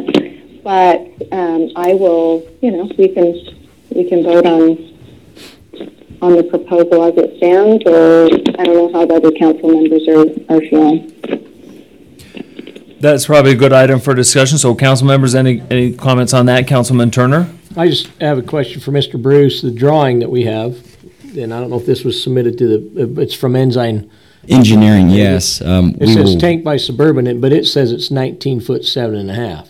I mean, that's just, they sometimes get up to that, but yeah, they just guesstimate. So your 18 foot is with the legs, and okay. That is correct. Just want to make sure. Sure. Okay. Other thoughts on tank size, council members? I was part of the planning commission when we had this discussion first, and Phil, I'm so grateful for Ace Hardware, grateful for your commitment to the community. At that point, while on the planning commission, we didn't know that there was an 8.5 foot vertical. So my feelings would be, I still am not in favor of the 1,000 vertical, but if we needed to go a vertical 8.5 foot, I'd be happy with either the horizontal 500 or the vertical. But again, at the time when we were talking as the planning commission, there wasn't a vertical 500 gallon tank. So, okay, thank you, Councilman Severy. Other thoughts on tank size, since that seems to be the only kind of, I don't want to speak for you, council members, but I'm gathering that's about the only point of variation. It sounds like there's good support for this no matter what. Councilman Swanson? My concern with size has been the curb appeal. The 1,000-gallon one that's down on 21st Street, and some of the others that I drove around and saw, they're pretty noticeable, but they were all painted, as we've had this discussion. I thought the white with the red lettering, the white background with the red lettering was like ordinance or code, that it had to be that way. I'm not a very artistic person, so I'm having a hard time visualizing what an 18-foot tank would look like if it were tan to match the building and with brown lettering versus, that white that you could see from Hill Air Force Base as a lineup for the pilots on final approach. The missile silo, as Commissioner White Wade does said. stand out quite a bit more. Maybe a question too is, while you're thinking, council members, Commissioner Wade, could you come up? Was the paint option discussed at Planning Commission? Was that part of your discussion, or is that new? We at the time, we were kind of initially at the first meeting in December, we were kind of under the impression that it was white, but that was pointed out that they could. Okay. I say it had to be a light reflective paint. It couldn't be a heat absorbing color, but there's a little bit of latitude. Okay, so it already you knew there was an option of painting it. Yeah. Okay, that's kind of what I wanted to know. So, council, you can measure and weigh that to know that the Planning Commission had that in their consideration. Okay. Thank you, Commissioner. Other discussion, Councilwoman Stoker. I'm in favor of that. Is it 8.5 foot tank? Is that what you said? Yes, what we have. Yes. I think with how you're going to paint it and the lettering and what's already there and where it will sit, I think people won't even notice it. I don't think 1,000 gallon will fit very well. It'll be, but I have no problem with the 8.5 and the 500 gallon tank. I think it's a great addition to the city for all the reasons that have been stated, and also for Mr. Child with his business. Mm. Just as maybe a recommendation to the council. As far as this Ace Hardware location, I understand, and we have an 8.5 reserved. It's tagged. It's set aside for Philip Child's location. So that's what we would install if we do one there. But you might want to not have a stipulation on a 500-gallon vertical to be at 8.5, or it's going to be probably a big disservice to other potential future resellers and suppliers, because those 500-gallon, 8.5, 500-gallon vertical tanks are not common. and so it's going to be difficult to acquire those. So I would say something like 11 or 12 feet is if you're going to have that stipulation. And personally, I would say just say 500-gallon vertical or 500-gallon horizontal, and you're fine there. They don't get bigger than 11 feet on a 500-gallon vertical. They don't exist. That'd be a toothpick-looking thing. So, anyway. And to Mr. Bruce's comments, I believe it is the 500-gallon can go to 10 feet by our ordinance. Because, yes, not everyone will always necessarily, let's say there was another supplier eventually, they may have the more typically sized 10-foot.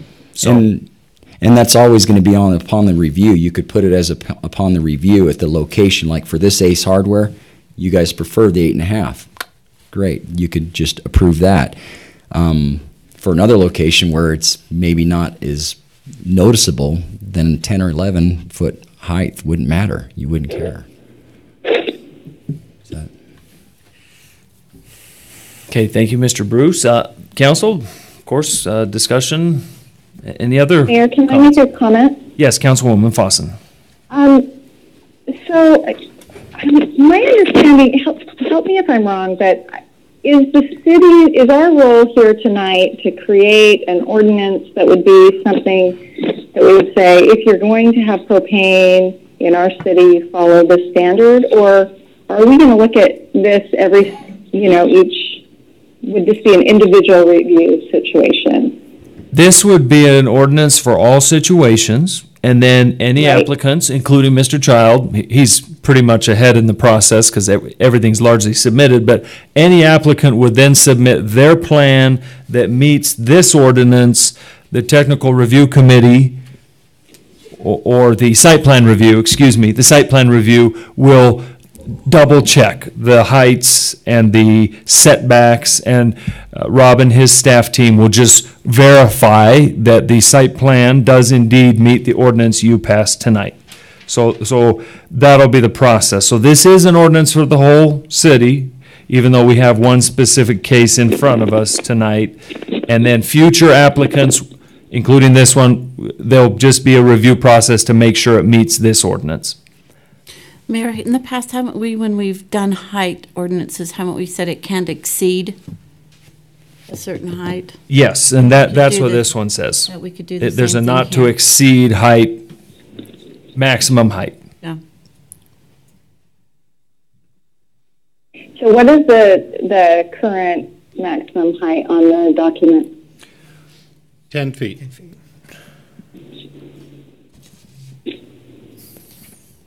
Okay, is that what the council is feeling comfortable with? Well, I was just going to ask Mr. Bruce again, you mentioned 11, 12 feet. If we pass this ordinance as it is, limiting to 500 gallons, do you feel that it's reasonable to put a 10-foot height restriction on there? That generally speaking, you can get a tank that's right at around 10 feet? You probably could, but to me, this is just my personal opinion. If I look at a 500-gallon vertical tank from like the picture distance, like that, if I was to show you several, like say 5 different tanks, some are 8.5, some are 10, some are 11, you wouldn't be able to tell which is which. Right. So I don't think it matters. I think 500-gallon vertical or horizontal, if that's what you want to limit your gallons, your size, your general size, you guys are going to be safe. You're not going to have any eyesores or whatever. It just makes it easier for you guys, I think, rather than having to go out and measuring tanks and stuff. If it's a 500-gallon tank, it's not going to be that tall. It just won't. They don't exist. Thank you. Councilman Turner. The ordinance is written just to point out that 500-gallon is only for the front. The side and rear can be larger based on this, not to exceed 1,100 gallons. But the height restriction, I think, is so that we don't get a 1,000-gallon, 20-foot tall tank behind a building. So it could still be but this is saying a 10-foot vertical, but they don't make a 10-foot vertical 1,000-gallon, right? No, so doesn't exist. that's just really, so if we're basically If we're gonna limit the height to 11 feet, it's gonna be 500 gallon. Doesn't matter where they put it. So the one that was submitted in your packet was the original version that was given to the Planning Commission, not the one that was revised by the Planning Commission. So what's in front of you here is the revised one that under D says it's not to exceed 500 gallons, as opposed to the not to exceed 1,100 gallons.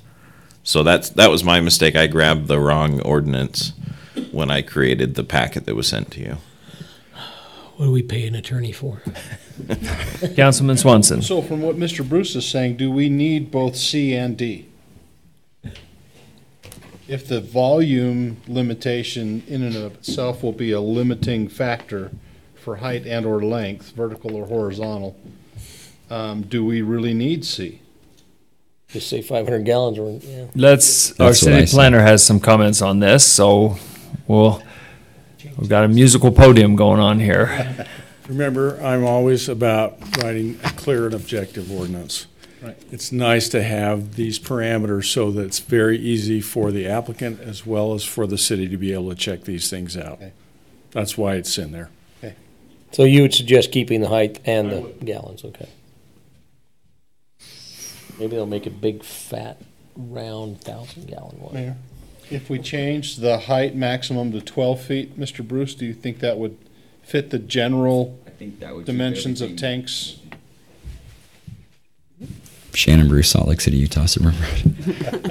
Yes, I believe it would. Rob, have you ever seen a 500-gallon vertical that's more than 12 feet? I haven't either. Yeah, I think you'd be very safe with that. We're getting our minutes person's probably recognizing your voice by now. You've got a great voice for radio, I think. So it was like Glenn Campbell. You don't know Rob, and Rob must be the smart one because you're asking him all the questions. He is. He's been doing this for since dirt. I thought you already did. Thank you, Mr. Bruce, again. Do we have a number? Yeah. Do we have a number? Well, we don't have any motions currently. I would ready to make a motion. Do we have a number, an ordinance number? 18-1. Okay. Mayor, I'd like to recommend that we change I got to find where I'm at here, the zoning ordinance from a C1 to a C2 and allow the propane to be placed and to be a 500-gallon tank and not to exceed the height ordinance of 12 feet in a commercial zone. Okay, we have a motion to approve the ordinance as drafted with one amendment. Maximum height is now 12 feet. Yes. Second. Okay, we have a motion and a second to approve this ordinance with the change in B the change in C to 12 feet maximum in height.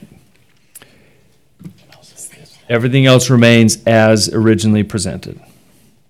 Is there any further discussion? Okay, Councilwoman Fossen, we'll start first with you. I vote yes. Councilman Severing. Yes. Councilman Turner. Yes. Councilwoman Stoker. Yes. Councilman Swanson. Yes. Okay, thank you. Then that motion passes, and so propane tanks are now allowed, and that'll be a great service for our citizens. And I think this has been a very good discussion. Council members, we looked at all sides and always like when we see that. Councilman Turner. You know, when we add ordinances or change them and stuff, there's always those unintended consequences. I'm just curious what, you got Maverick going in, if they're going to want a tank, and I'm just worried sometimes if now we're going to have tanks popping up all over, so I hope not. But anyway, I think it was a good deal. So. Thank you also for being willing to match the appearance of the building. Yeah. I know that was one issue that I had on the planning commission was just that white missile looking, and to be able to have it complement the building. I think that's awesome, so thank you.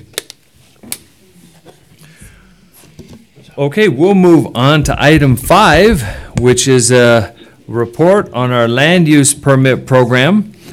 sometimes a new program's instituted by government and we never find out how it turned out, but our city planner is not letting that happen. He's coming back, as you'd requested, council members, to report on the land use permit program and how it's gone for the first 6 months after you enacted it during the last budget.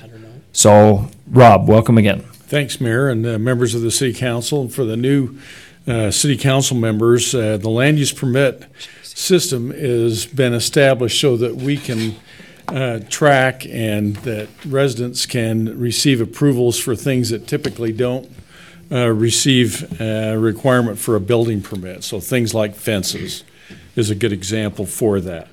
So once the City Council approved this back in July, can't believe that it's been 6 months plus already, you requested that there be a little report back. So that's what we're here to do tonight. And we have put together an application and tracking mechanism for all our land use permits. And since July, there have been 29 land use permits. So I know that there was not necessarily a concern, but just kind of wanting an understanding of to how many of these permits would actually be forthcoming and be a part of our approval review process. Again, this does not include building permits, but the zone check that we do on building permits, that constitutes a land use permit as per the ordinance. So that's just kind of a reminder that zone check does still take place. So in terms of an activity report, we've had 29 in little around 6 months. You see the numbers: 16 fences, 5 accessory buildings, 4 driveways, 2 RV pads, 1 patio, and 1 sports court. Might that be? Yeah. It was Bob. There we go. We've made a guesstimate when this was being reviewed as to how long it would take to review these. Generally, it takes a day or two is all. So it's not been something that has been a protracted review for people that are making application. And by a day or two, Rob doesn't mean like 8 to 16 hours. He just means that's our turnaround time. Yes. Yeah. Yeah. It takes, you never know on these things. It might be 15 minutes or it might be an hour or two. You just never know how those things are going to go.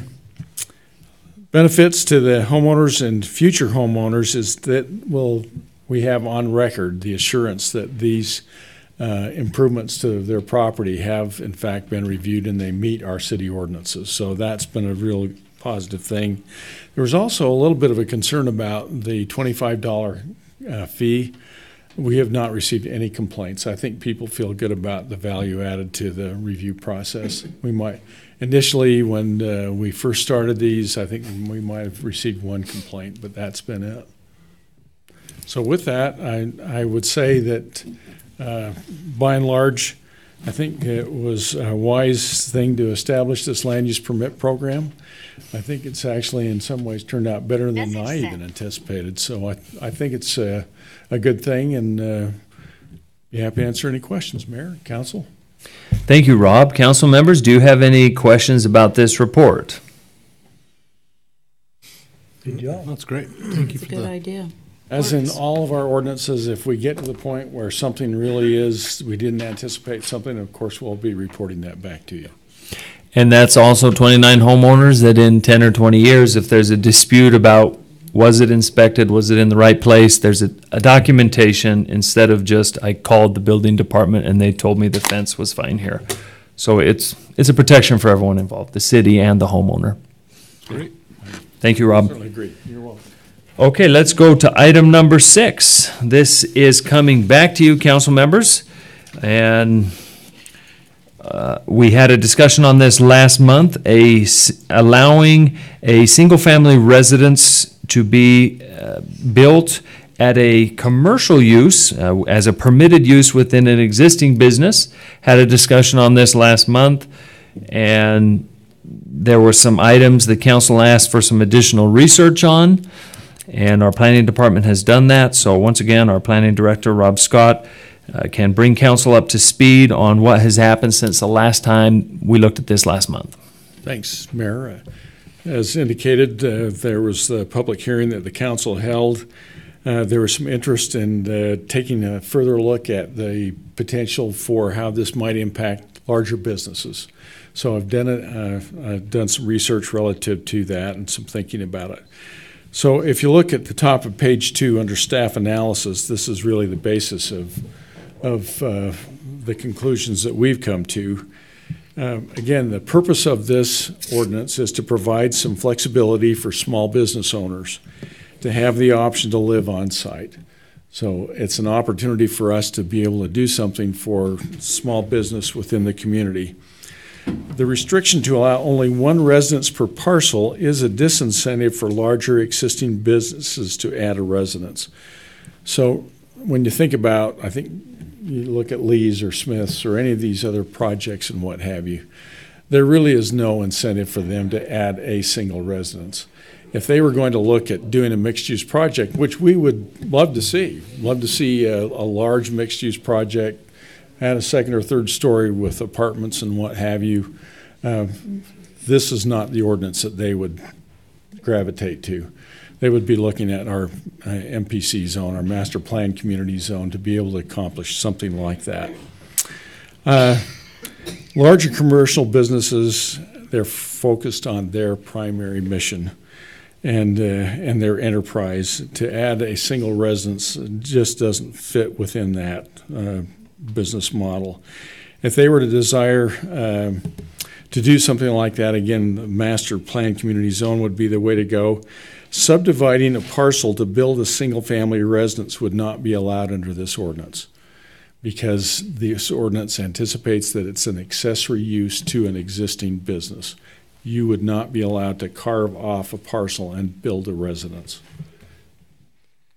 And a residence would only be allowed if is an accessory use to the existing business. So with that, I'm hoping that that answers the questions that you had relative to that. Maybe I can just give a brief summary again. This is for lots up to 15,000 square feet would be the maximum.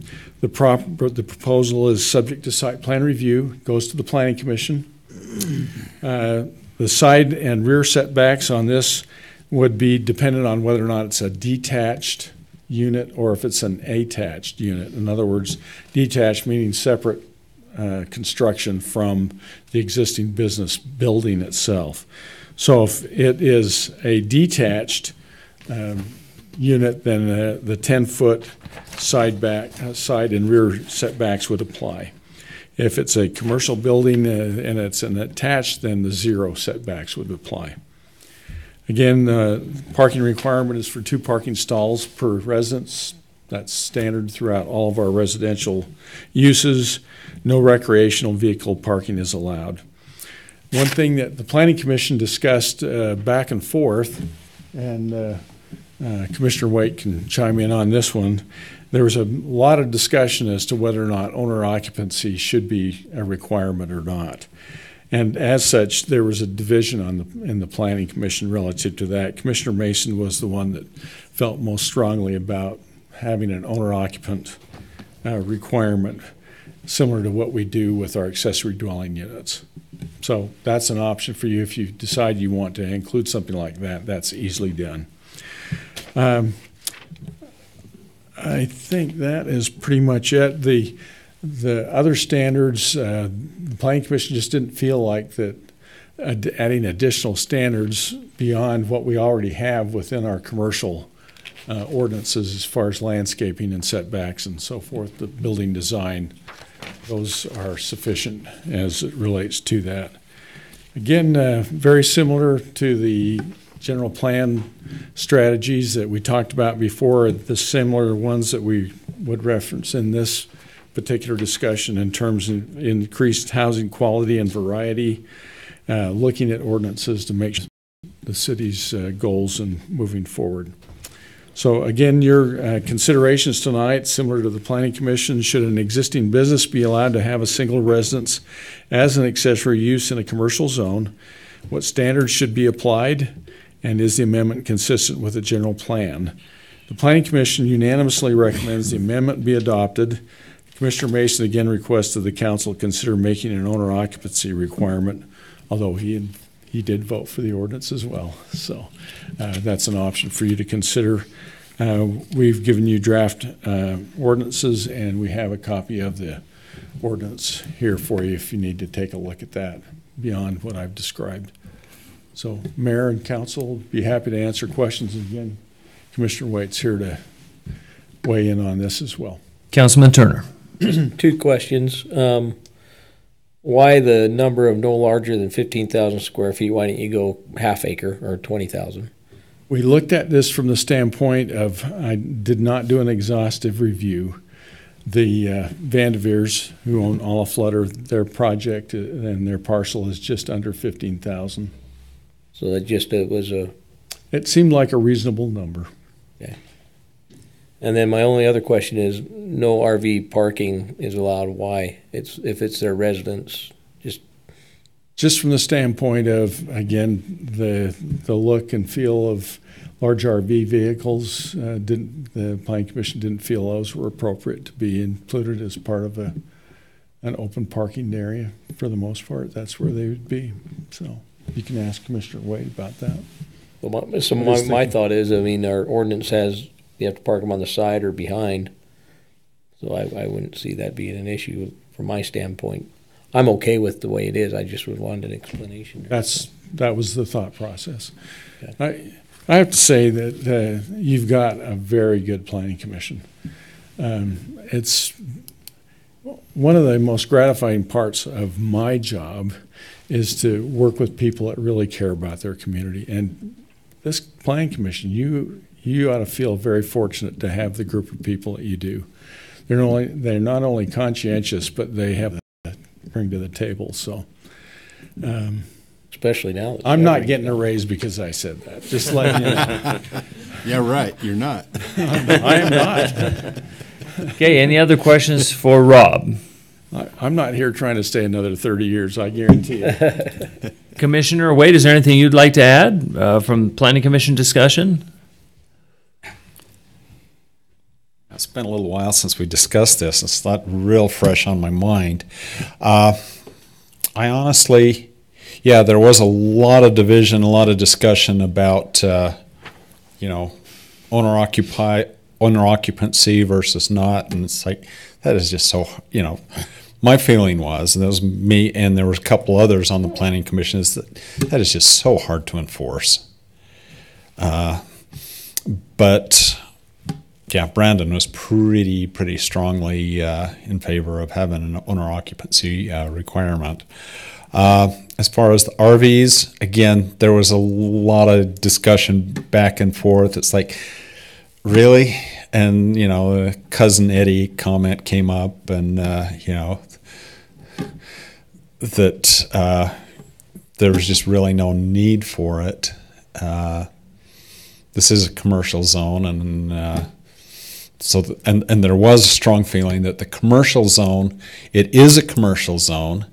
If somebody is living in a commercial zone, they should be ready to live and have the requirements of a commercial zone, in terms of landscaping and the building and parking stalls and everything. It is a commercial zone, but we're making an exception, allowing somebody to live in a commercial zone.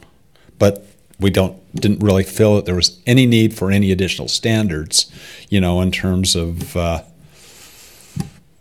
accommodations and landscaping and that sort of thing. So, any questions for Commissioner Waite?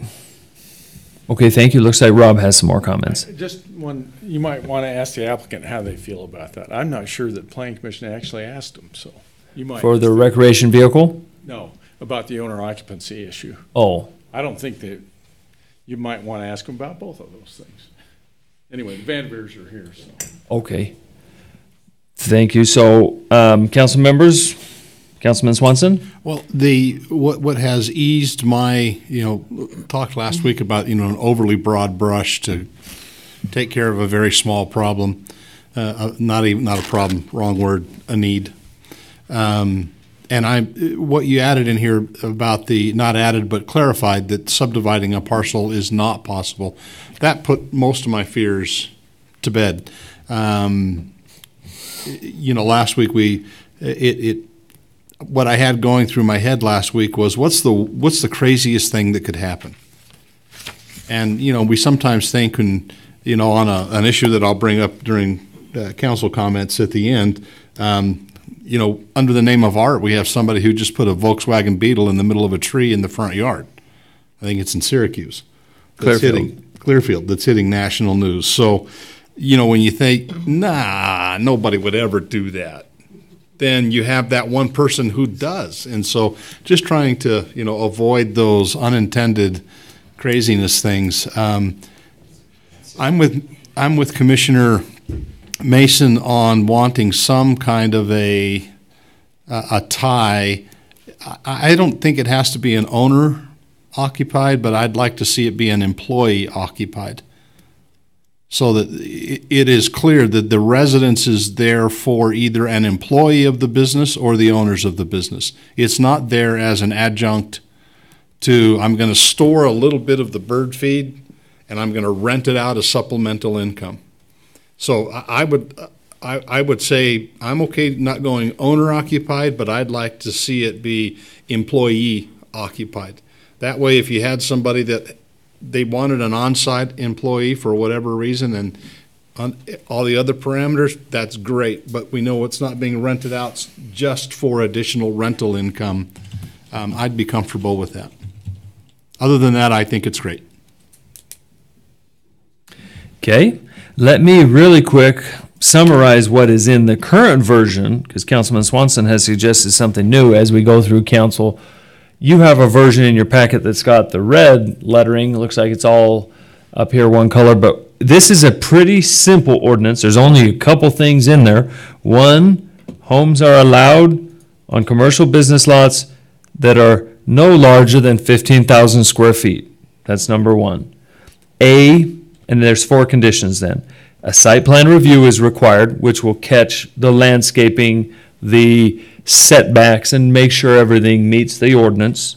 Side and rear setbacks are 10 feet if it's detached, is item B. If it's within the building, well, there's no setback. If it's upstairs or in the basement or in a garage, something that's attached, then there needs to be 2 residential parking stalls, and then as currently constituted, no recreational vehicle parking is allowed, and we've heard from Commissioner Waite kind of what was the thought process there. So that is what is included. Councilman Swanson has suggested something different. Councilman Turner has suggested possibly something different. So just make sure if, whoever ultimately makes a motion, we know if there's something you want to modify from what the Planning Commission has recommended. So other discussion. Just to clarify, I thought some other things, but I'm fine with the way. Okay, so I yes, suggested a couple items, but I'm fine with the way it is. Okay, understood. Mayor, may I comment? Yes. Funny if he said no. I think we also talked about the importance of this decision is this an okay place for a resident to live? Is this a residential site or is it not? Even if we can restrict it because we can, is it really something we should do? Because this is someone who owns this property. I'm not comfortable adding a requirement for owner and employee occupancy. I think if they build that and they want to rent it out to their niece, whether she's associated with the business or not, if they own it, they own it. So, if you're not comfortable having a residence in that area, then you don't have a residence. And if you do have a residence, the owners own it and have the discretion to use their property the same way they would any other residence. Although I do agree with the parking part, if it's in a commercial zone, having appropriate parking spaces. If you had a business like this that was on a big busy street and you had to park on the street, they have to go with the commercial zone on some of those parking things. And in this particular case, neither of those things are an issue for this particular case. This is not somebody who owns recreational vehicles and they're planning to own or occupy, but I don't think we should create restrictions just because we can. So I won't be voting in favor of those restrictions. Okay, other comments? Councilman Swanson. Yeah, I understand what Councilwoman Fossen is saying. However, we are making a sweeping change to 2 commercial districts, ostensibly for the purpose of a business owner to reside for a business purpose on their commercial property. If we're going to allow somebody who owns a business parcel to build a rental unit and turn it into a commercial, that commercial into just a residential rental unit, then we've completely defeated the purpose of separating commercial and residential. If I own a business on a 15,000 square foot lot and I just feel like having additional rental income, well, under this ordinance, without that employee occupancy. Oh, Councilman, we lost Councilwoman Fossen, so let's get her back on so she can hear the the discussion. Let's say off hook. Why'd you hang up on her, Phil? I didn't touch it. I didn't touch it. She hit. She did it. Okay, so let's get her back on so she can hear that. Her phone died? She hung up instead of getting. Oh, okay. She can watch it on YouTube.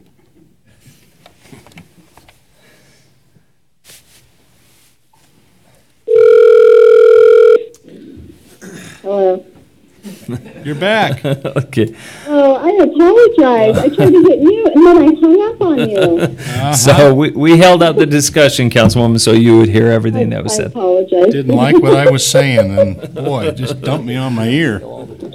No, what I was saying is the long and the short of it is I think there's a reason that we separate commercial from residential. And I am okay with having a residential component to a commercial entity when it is tied to the operation of that commercial entity, because it is a commercial zone. If we allow somebody and we don't put any restriction on it, we're not doing it because we can. I'm suggesting it because we don't want to take a commercial lot and allow it to become a pseudo-residential lot by somebody saying, hey, I got a 15,000-foot lot, it's commercial, but now with this new ordinance, I can build myself a unit and I can rent it out and have supplemental income. That defeats. I see where you're coming from. That defeats the separation of commercial and residential in my mind. I backed off having the owner occupied because I can see in if we were to allow storage units, they all universally have an on-site manager. They have an apartment. They have somebody that lives there that manages and watches the place. And I would be okay with that. I have a son who has worked at those places and lived in them, and it's a great thing. But I wouldn't want that rented out and turned into a pseudo residential. So that's my thinking behind that request for the addition of it being an employee occupied, which could be an owner, an employee. It could be the niece that runs the store. Mm-hmm. But as long as they have a business tie. Not just being related to the business owner, but they're an employee. They have some function with the business. I'm okay with that. Okay. Okay, council members, other thoughts on employee occupied requirement? That would be a new requirement if you wished to insert it. Any other thoughts on that? Councilman Turner. I'll just say I'm fine with either way. It doesn't matter to me if they're, I mean, I could see why no, but I don't care. Councilwoman Stoker? Well, to what Rob said earlier, he's all for it being clear. So if you put the employee occupancy, then that takes out, it makes it clear who can live there and who can't. So I'm okay with putting that amendment in. I think it makes sense to keep it separate. It's commercial, it's not residential. Councilman Swanson? I also noticed at the top of the actual ordinance language that we have ordinance 2017 dash, not 2018 dash. No, you don't. Because it started last year. Oh, we're retroacting? Oh, Good catch. This has gone on for a while.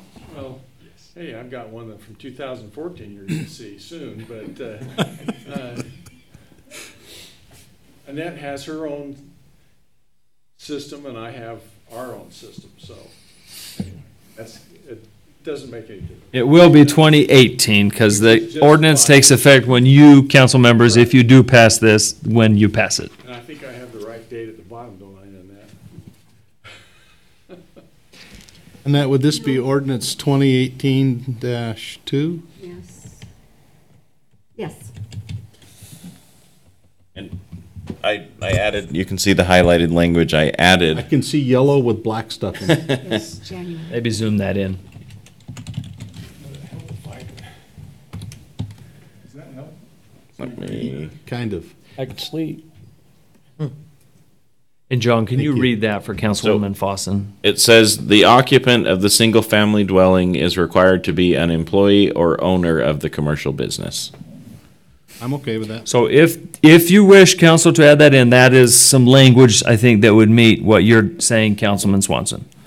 So could we also add, because sometimes people are not employees, but they're affiliated with the business, for example, maybe they're contracted and they're, like if they're a 1099 employee, so is there a way we can broaden it beyond employee to, I don't know if you want to say business affiliate, either, I don't know how you specify that.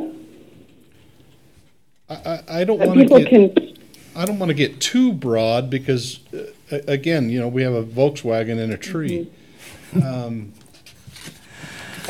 I'm trying to guess at how somebody trying to skirt the issue would Right. try to broaden. If we make the definition too broad, then they really make it broad, and we end up with a VW in a tree.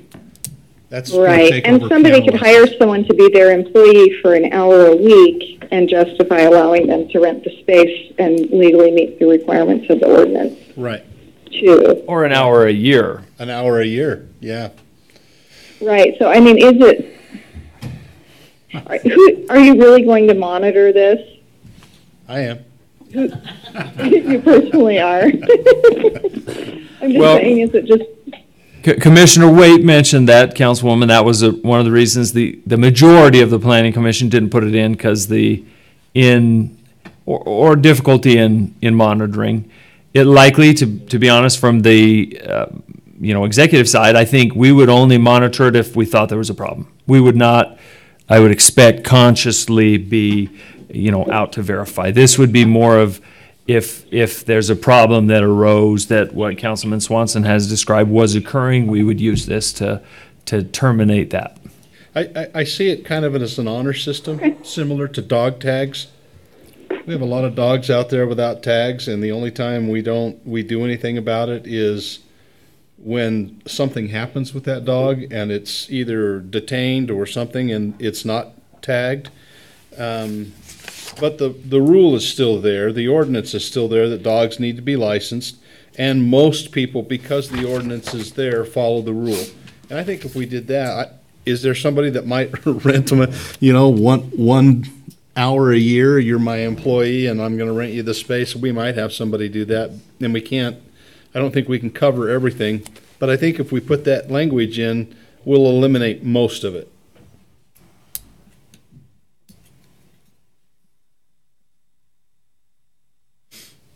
So, council members, additional discussion you'd like to have on either employee occupied that has been suggested at this point as an addition, or any more discussion you want to have on RVs? Are you okay with kind of where that is as written? Yes. I'm getting head nods that probably the RV one we're good with. So employee, I mean, does someone want to make a motion? Make a motion.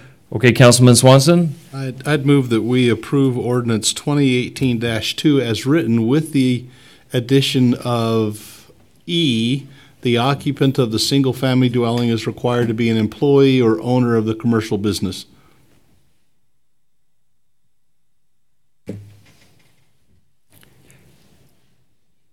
Okay. Is there a second? I'll second it. Okay, there is a second. There is a motion and a second to approve this ordinance as written with the addition of item E, an employee or owner occupancy requirement.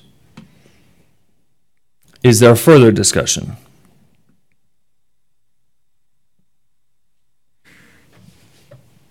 Okay, seeing none, then we'll call the vote. Again, this is to approve the ordinance as written with an addition of an employee or owner occupancy requirement.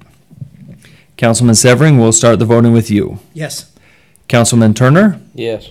Councilwoman Stoker? Yes. Councilman Swanson? Yes. And Councilwoman Fossen? Yes. Okay, then that motion passes and residential uses are now allowed in commercial zones as described. So we've got some excited folks here in the audience. Oh, council, would you? Move to suspend the rules and allow her to. Okay, one second, we just got to vote on allowing comments right now, so give me 1 second. So we have a motion to suspend the rules and allow public comments. Is there a second? Second. Okay, we have a motion and a second to suspend the rules and allow public comments, because normally it's not the time for comments, but we have that motion, so all in favor, please say aye. Aye. Any Aye. opposed? Okay, thank you. So Mrs. Vandiver, can you please just identify yourself also? I'm Linda Vandiver, owner of Olive Flutter, 1933 North Washington. I just want to say I'm sorry to hear you're leaving. I heard it from the popcorn lady today that came to visit, said that you're leaving for a year, so we look forward to you coming back. And I want to thank the council for expediting our request, and I want to thank Rob Scott for working so diligently for us. Thank you very much. We appreciate it. Thank you, and thank you. Another building that is 100 times more beautiful and looking great than it was just a couple years ago. So thank you, and we look forward to seeing you take advantage of this new ordinance. Another great discussion, you know. I mean, these things go back and forth, and sometimes changes are made, sometimes they're not, and I think there's been a good discussion from the council. Okay, now we're on to item 7, discussion on clean air. Councilman Swanson had asked for this item to be on the agenda, and so we'll just turn the time right over to you, Councilman, to introduce this and whatever you'd like to have discussion on. Look, Council, as Ms. Campbell mentioned earlier, clean air is an important thing. We've had it seems like over the last few years, the inversions have been, with our weather patterns being a little bit off of normal, that the inversions have been a little bit crazy. I want it to be very clear that inversions aren't going away. Inversions aren't the problem. It's the pollution in the inversions. Geographically, we can't do anything about the inversions. They're going to happen. I think of L.A., used to be called the Valley of Smoke by the Native Americans there, because it was regularly filled in with inversions, you know, that weren't necessarily pollution. But in talking with Carol and with others, and I put this out on a Facebook post about asking individuals what they thought about having a voluntary campaign in the city of North Ogden where we encourage businesses and individuals, schools, not to idle. It was an interesting conversation, to say the least. We had the whole gamut from heck no, it's a slippery slope, don't go there, you're going to take away my rights, to absolutely we ought to hang them high from a tree if they're caught idling, and everything in between. I'll restate what I stated on Facebook, and that is that I'm not in favor of an ordinance. I don't think it's enforceable. We have other things to do with our resources, our police and everybody like that. But I do think that there is much that we can do as a city to encourage clean air practices, be it non-idling, whatever it happens to be. There are a number of things that we can do. What I would there's two things I hope to get from this, from you as council members tonight is, one, your thoughts on your willingness for North Ogden to have a campaign of this type, a voluntary clean air campaign, and two, if your approval to form a committee, a North Ogden Clean Air Voluntary Committee. I'm sure Mrs. Campbell, as she did with the dog park, would be might know some people that would be happy to help with that committee. But things were, as a committee, we could go around. I'm happy to be on that committee. That we could go to the schools, we could go to businesses with drive-throughs, we could look at creating just some simple signs that businesses who so choose could put up that would encourage people not to idle. As as Representative Fossen has mentioned, our air is steadily, and as Carol mentioned tonight, our air is steadily getting better. There's a lot of technology and a lot of advances that way that are being done to clean our air, but that doesn't mean we don't do everything that we can as residents to make a difference. Every little bit of difference matters, and every bit of pollution that we can pull out of the air matters, and this is just some simple ways that I think we can do that. So that's what I'm asking for tonight is are you okay with forming a committee that is just a North Ogden Clean Air Committee? And then, my brain just went dead. What was the first one I asked for? John, can you rewind the tape on YouTube there for me? Oh, my goodness sakes. Some discussion about what we could do? Campaign. Yes. Yeah, approval for a campaign and the committee. Thank you. Wow. And it's only 8:20. So I'd open it up to you guys. Tell me what you think. And actually, John has one quick comment at the start. So the only thing, if it's a quote-unquote official city council committee, then we have to do minutes and public meetings and stuff. But we can still have a committee like we have the Cherry Days Committee or the Parks and Trails, where it's not an official city council committee, but it's a city sponsored committee. That's what I was thinking. Okay. Yeah. Then we don't need the cost of minutes and things, so. But Councilman Turner looks like he has some comments for us. I would like, because I've seen some cities where they've had signs that say idle-free zone by ordinance. I'd like to see if there are. You said you're not in favor of an ordinance, but I'd like to see what some cities may have, if there is an ordinance, and and maybe do a little research on what they do with those and if they enforce them. Because in my head, I think Salt Lake City has an ordinance. Because it seems like that's something they could certainly investigate if you'd like to task them, council, with, they could do some field trips maybe. Yeah. That's something I'm not opposed to looking into. So what would the committee do and campaign? 2 minutes. What are your thoughts on that or ideas? Well, in my mind, what the committee would do would be make a visit to, a fizz or somewhere like that where you have at times long lines of idling cars, working with the schools, where you have often parents that are stacked for 20, 30 minutes idling their cars, and visit with them and ask them about putting up signs to remind individuals that you can turn your car off, you're not going to freeze. Of course, there will be days where you'll want to keep that car running, but most days you won't need to. There isn't a need to, and just a campaign to try to gain business support from that part of the community to discourage idling. Not an ordinance, but just discourage. Articles written into our North Ogden Connection, where we can talk to individuals and encourage them, talk about, Carol has pointed out, the effects of catalytic converters and how quick they do a better job more quickly. Your car warms more quickly if you don't let it idle, and those kinds of things. Dispelling some of the myths that are persistent from older technology and vehicles. A public service campaign, an information campaign, not in any way, in my mind at least, designed to lead us towards an ordinance mandating no idling. I believe that the good folks of North Ogden, with a little bit of information, I likened it on Facebook to years ago when I was young, Mayor, long before you were born, and your 15 children showed up. We had the campaign about Carol, you'll remember this, Bob, Brent, you'll all remember this, right? The turn the water off in between brushing, right? When you get your toothbrush wet, if you wet your brush, and then you brush or you shave, and then you don't just let it run, or you just fill the sink. And over a decade or two, a period of time, that changed people's habits. And less water is wasted by just running. There were no laws that were necessary, but just a repeated awareness made a change in behavior that made a change for the good for our environment. Did my wife ask you to bring that thing up about turning the water off when you brush your teeth? No, it was just something that my mom, because I love to use because I've heard that a lot. I always let the water run. And we've had some PSAs in the Taylor household about that as well. No, those are some JSAs. Those are some Jenny announcements.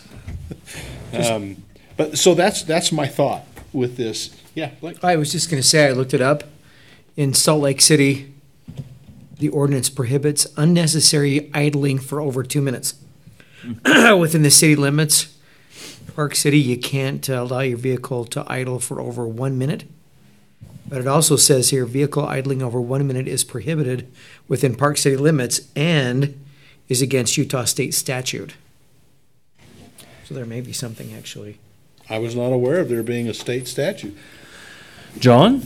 That is correct. There is a state statute that prohibits idling.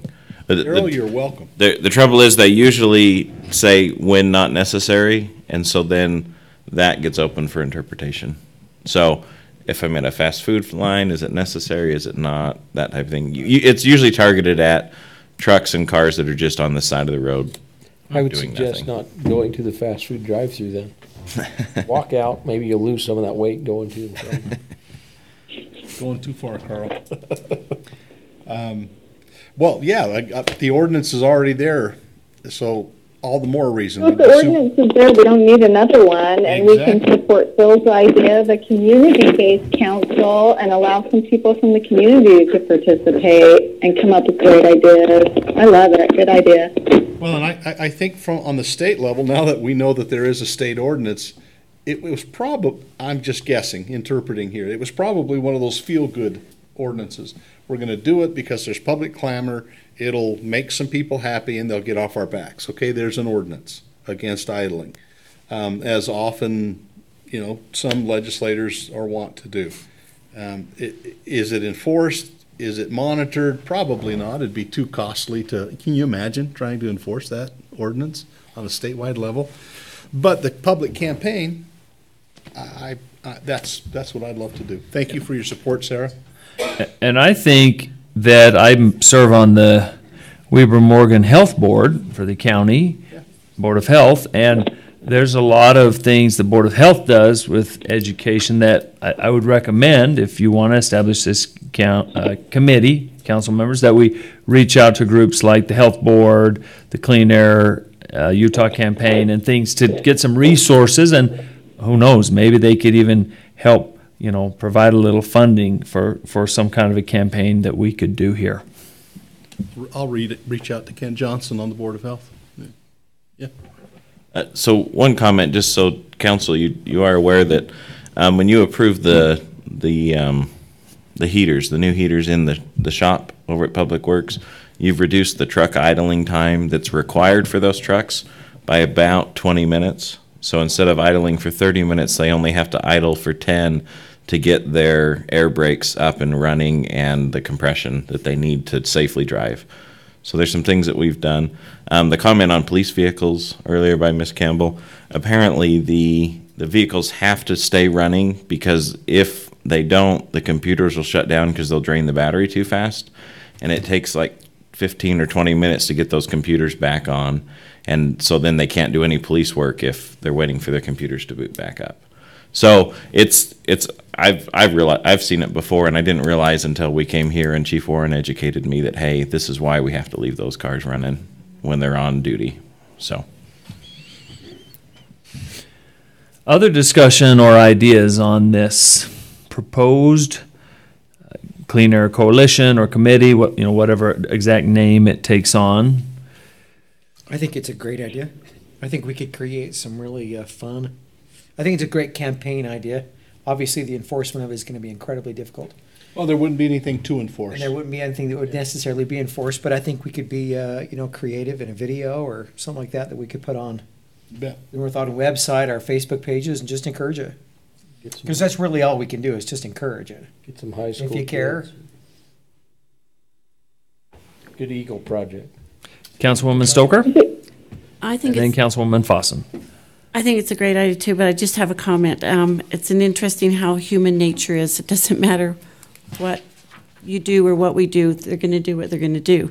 So I run in the morning really early and it's dark, and I can't tell you how many cars pass me in the morning that they can barely see out of their windows because they don't take the time or to scrape their windows off.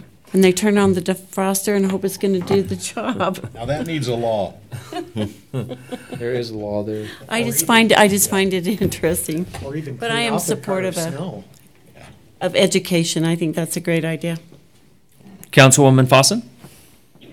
Yeah, so I did look up the Utah code for John's sake, because what do we pay him for anyway? 41-6A-207. It's part of the traffic code, so there is already a law about idling. But it would be so cool if we could do it more. I think it's more positive, too, if it's just a community committee. And I would think let's challenge some things like schools that have pickups and drive-throughs. There are ways that they can run more efficiently.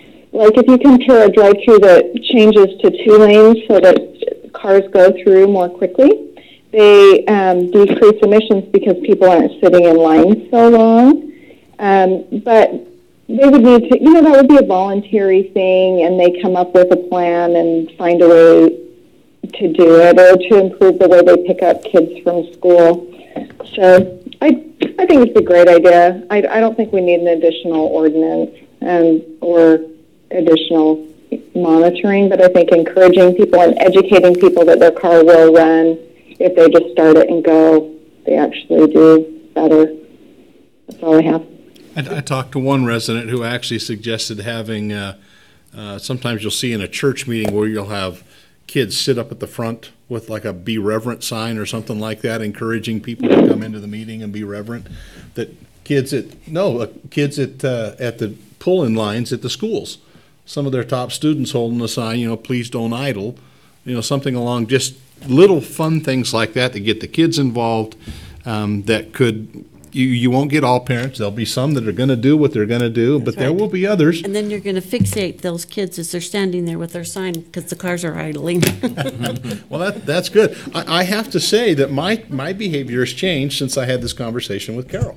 And I started paying attention to the times where I have traditionally let my vehicle idle, where I didn't need to. I know I'm going to be sitting here. There's a train going by, down there on 2550 South, where they're right in the middle of rush hour, always 8 in the morning, 5 in the evening, where you're going to be sitting there for 10 minutes. And I caught myself several times in the last couple of weeks going, why is my car running? I don't need it running. I can, And so, Carol, you've helped change my behavior. And I think we can do that with other people with a fun campaign. Some committee members running around at like the school and have them give out $5 gift cards to somebody they see turn their car off? Yeah, absolutely. It's a great idea. Make it meaningful and actually get kind of driven by the committee and have it grow in the community. Talk to some of on that line. We could talk to some of our. Fizz might make a contribution. They might give some gift cards out that we could. Yeah, great idea, Blake. Yeah, I like this. I think we'll get a lot more success with the voluntary positive focus program, like has been discussed, that a lot more people will voluntarily consider, hey, just thinking about changing our behavior, because we all need to. The valley's growing, a lot more people, not the geography's not growing, the population is growing, and this is stuff we literally breathe back all of us as we go throughout our day. So it's just something good to help put it in people's minds to make little changes in our lifestyle for our own health. I think Phil dressed up as a cloud, standing there on 7-Eleven's corner. Keep going, Blake. I think you could just hold a sign. I think that would be awesome. All in favor of Phil dressed as a cloud? Get the costume. I'll put it on. Okay, so I would ask then, is this something I can make a motion on to form the committee? I think so. To form an informal committee? Or to explore... You just had volunteers. John? I'm trying to remember what the statute says. Or is this something we would just have the Sarah, mayor look it declare up. as a committee? I think It does say that a local highway authority may not enact an ordinance that prohibits or restricts an owner or operator of a vehicle from causing or permitting the vehicle's engine to idle unless the ordinance is primarily educational. Yeah. And then there are all these other things. It's like, so if you do create an ordinance, it has to meet a whole bunch of requirements that make it not be a very effective ordinance. It's have to give 3 warnings. It has to be like a parking violation. It's like the ordinance that the state passed in the last couple of years about municipalities not being able to ban certain dog breeds. The state has disallowed that. So as a municipality, whether or not we want to, we can't, because the state has disallowed it. So let's make it a positive community committee. So yeah. John's earning his pay. Well, I think with the skate committee, Mayor, what did you do there? You just said, hey, who wants to volunteer? And you just kind of the what one? The skate park. You just kind of asked for volunteers and just kind of went with it. You didn't. That's what we've done in the past. If we're not making an official city council because the council establishes official city committees, but the mayor can create committees as well that don't have the same official status for minutes and agendas posting. Clearly, we're going to be publicizing this because we want people to be involved. So, like the Barker Park committee, that wasn't an official committee either, was it? The Barker Park one is an official, yeah. Okay. But we've had a number that are not cherry days. I mean, is probably the best example that is not a minute tracked committee and everything. Well, Mayor, I'd ask you then under your authority before you head for overseas that you form that committee for us, like a Cherry Days committee. Okay. North Ogden Clean Air Committee. So, John, probably the council could pass a motion just in support of instructing the mayor to do that. Yeah, okay. Like a resolution, a motion, or what, John? So I would hesitate to do a full resolution because that's like an action, and this was just set for discussion. But I think you could do a vote in support, if that makes sense. Okay. I'd move that we vote in support of the mayor forming a North Ogden Clean Air Committee. And put Phil Swanson over it. I'm happy to, yeah. Is that a second as well, Councilwoman? Yes. Okay, so we have a motion and a second of a motion of support from the City Council for the mayor to create a Clean Air Committee with Councilman Swanson as the chairman. Is there any further discussion? We'll start the vote with Councilman Turner. Yes. Councilwoman Stoker. Yes. Councilman Swanson. Yes. Councilwoman Fossen. Yes. And Councilman Severing. Yes. Okay, thank you. Then that passes, and I think that's going to be a neat thing. If I'm the cloud, can Carl be the lightning? Sounds good. And Blake can be the Greek god that stands between the two of you or something in a toga. You saw this physique, well, that would fit. Okay, we already did item 8, the strike force memorandum, so we'll go right to item number 9. Ladies and gentlemen, are there any of you that would like to share any public comments? We just asked your name and address at the start of your comments. Carol Campbell, 3679 Lakeview Drive. I just wanted to thank you for taking the first step forward to doing something about our air to try to get it improved. And I also wanted to let you know that the city website has not been updated with the new council members on it. Yes, we are where we're getting photos taken shortly, and that's planning it so that we can get it all updated with a picture. Okay, because keeping an eye. Thank you. Remind us, though, please. We're also waiting on bios, so remind council. Okay. Bob Buswell, 962 East, 3025 North. Just a couple questions. I'm just curious where Sarah Fossen is. I hope she's not in Iran or Iraq. No, I'm sure not, but She's outside Raleigh, North Carolina. Is she really? Yep, she's right here on the phone. What are you Yes, doing, I am. Sarah? What are you doing there? Sarah has a vacation or is it business? It's for work. I'm visiting a birth center here. Visiting. Health center? she's there in her Dr. Sarah Fossen capacity. Oh.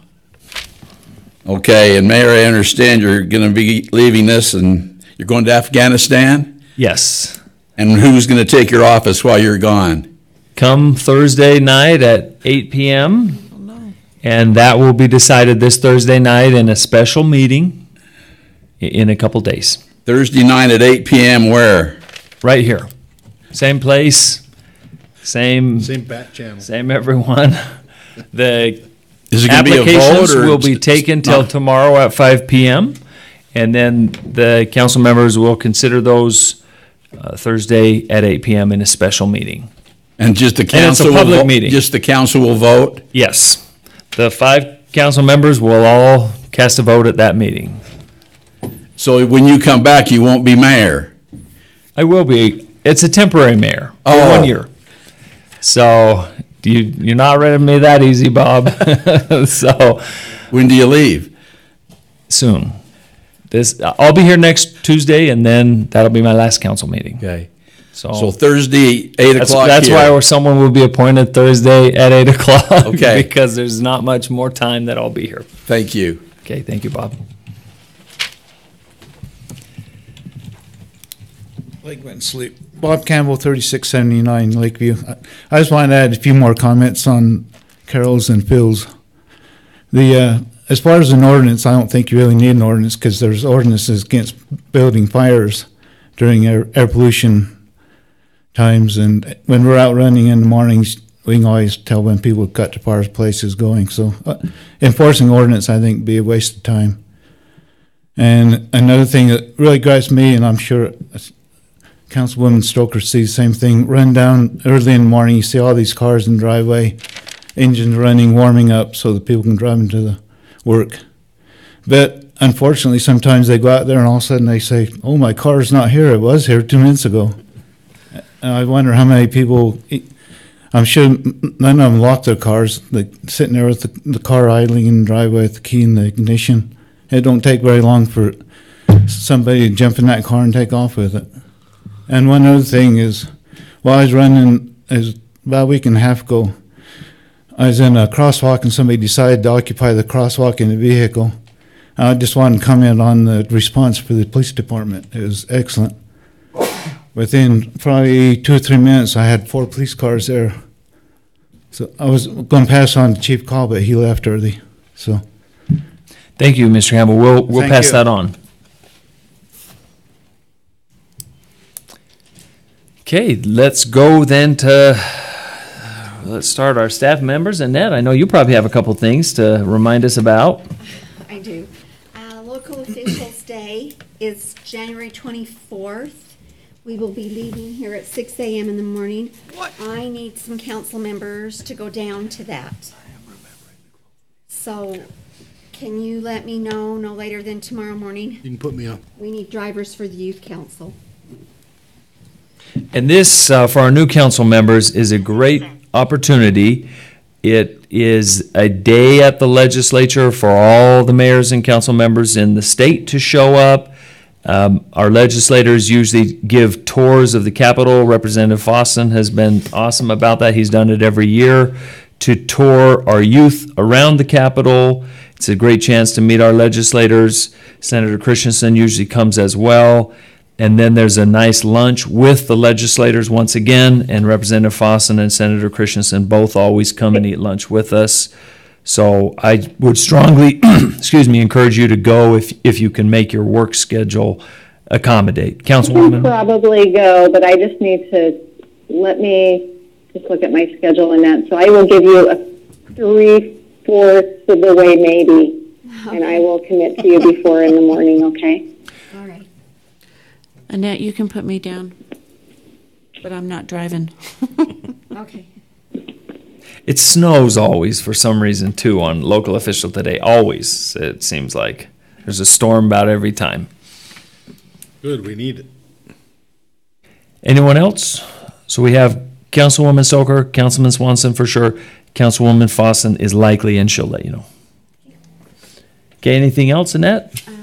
I also need to know who will be going down to the Utah League mid-year conference in April down in St. George. Some of you have already said you were going, but I need to know if your spouse is going. The rooms are going fast, and they're going to charge me if I don't count. I've already made arrangements for everyone, but I need to cancel those because they're going to start charging for people that cancel at the last minute.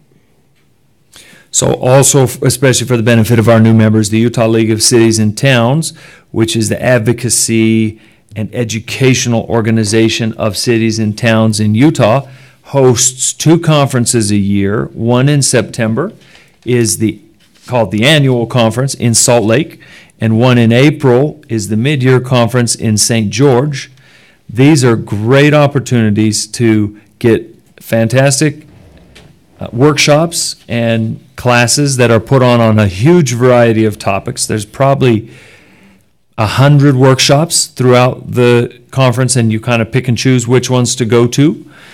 This year in April, I would strongly encourage you all to go if you can. It is a couple days away, but this year will be the first combined conference with the County Association. The Utah Association of Counties and the Utah League of Cities and Towns are doing the conference together to build more networking and relationships with county officials and help get on the same page to do some advocacy together, cities and counties, to the legislature. So if you can go, I definitely strongly recommend you try and make this, because it's going to be a unique one, because there's going to be even more workshops when we combine with the counties. So please check those dates, and that you've got an email from her already, but just get back with Annette if you can go. It's the 24th, right? 24th, 25th, 26th. And now I can for sure go on the 24th. You can put me down for the 24th.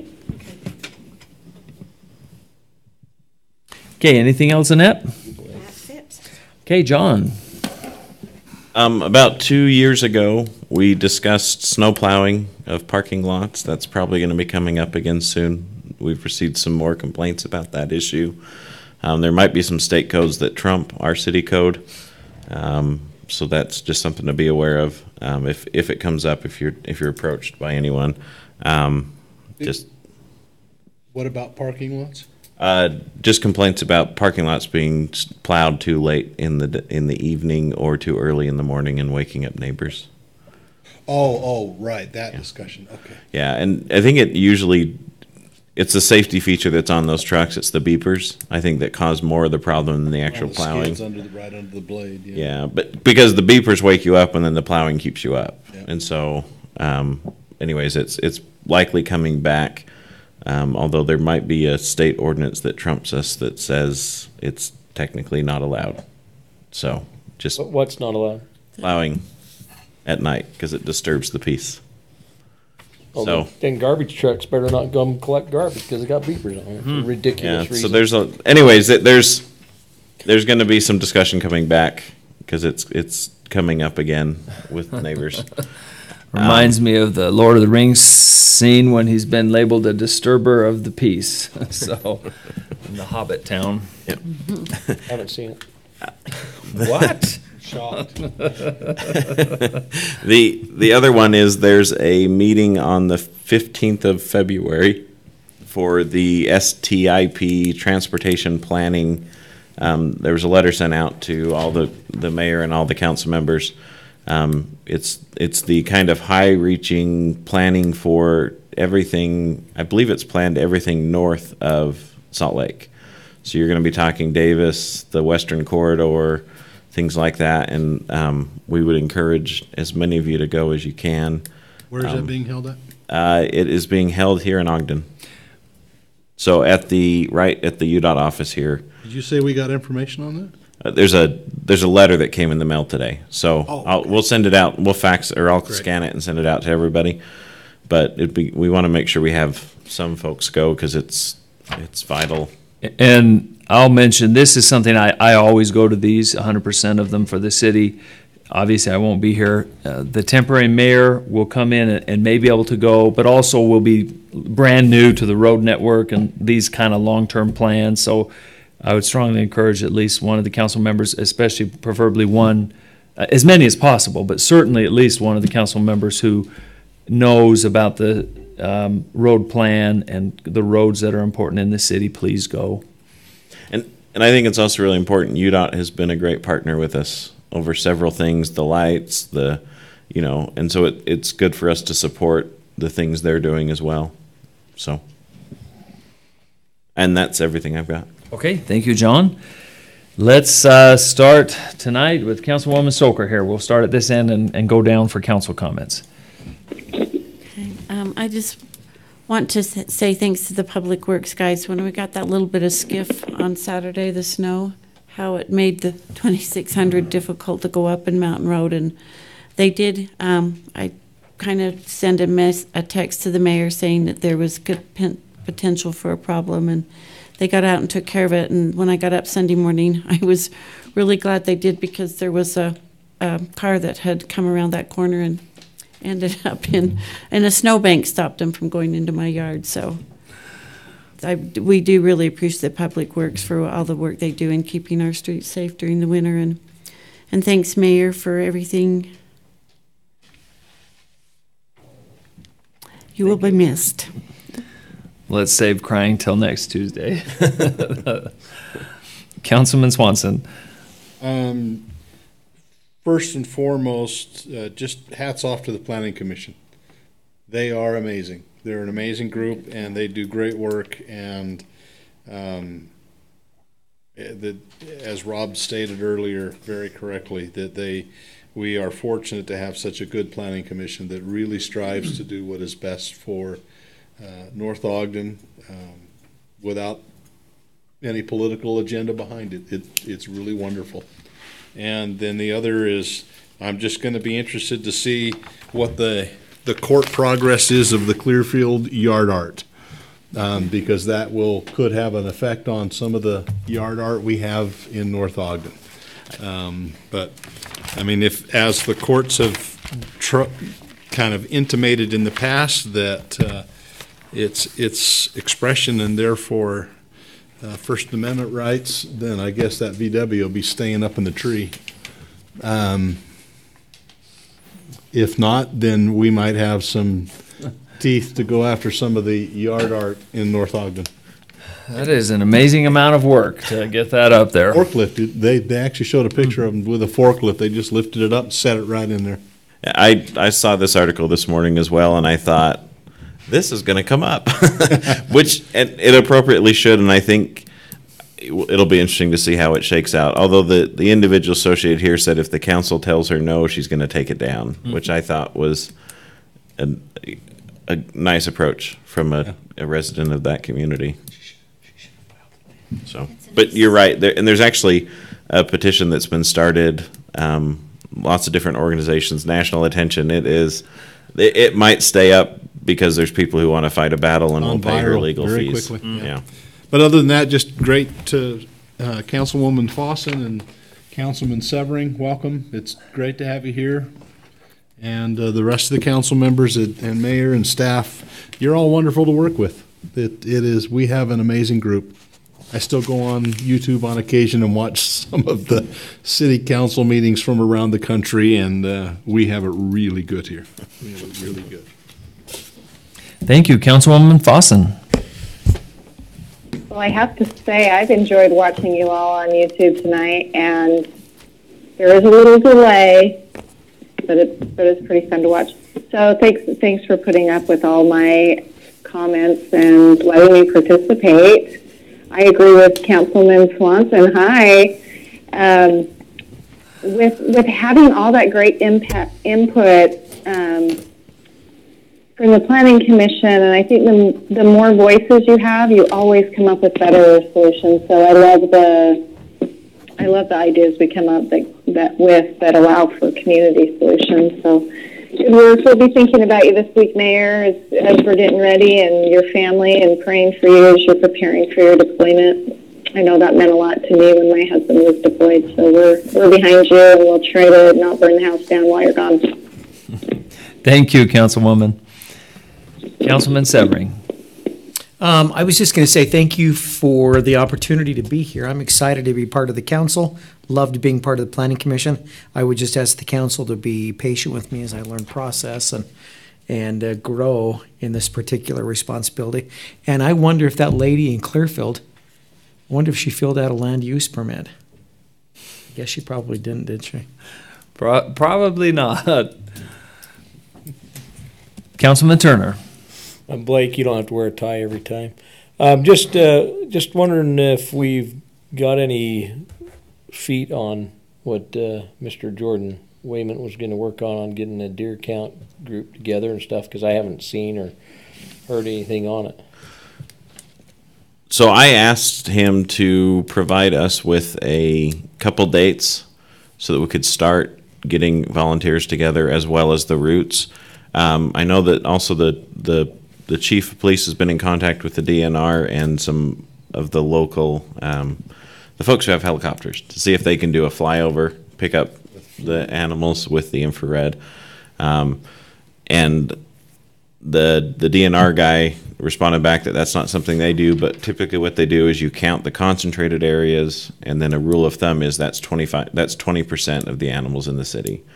So there is a standard rule out there for, if you're counting an area, you just multiply it by 5, and that's probably that's the most likely population. But we haven't heard back from the other folks with a helicopter yet.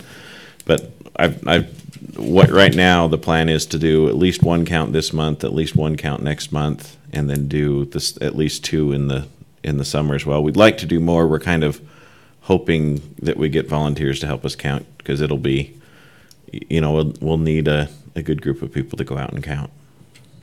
I'll volunteer to be in the helicopter. I did have one thing. Okay. Anything else, Councilman Turner? No. Okay, Councilman Swanson. The Facebook post that came up this week about the dogs that were caught in a foothold trap just up here on the north end, right off the trails.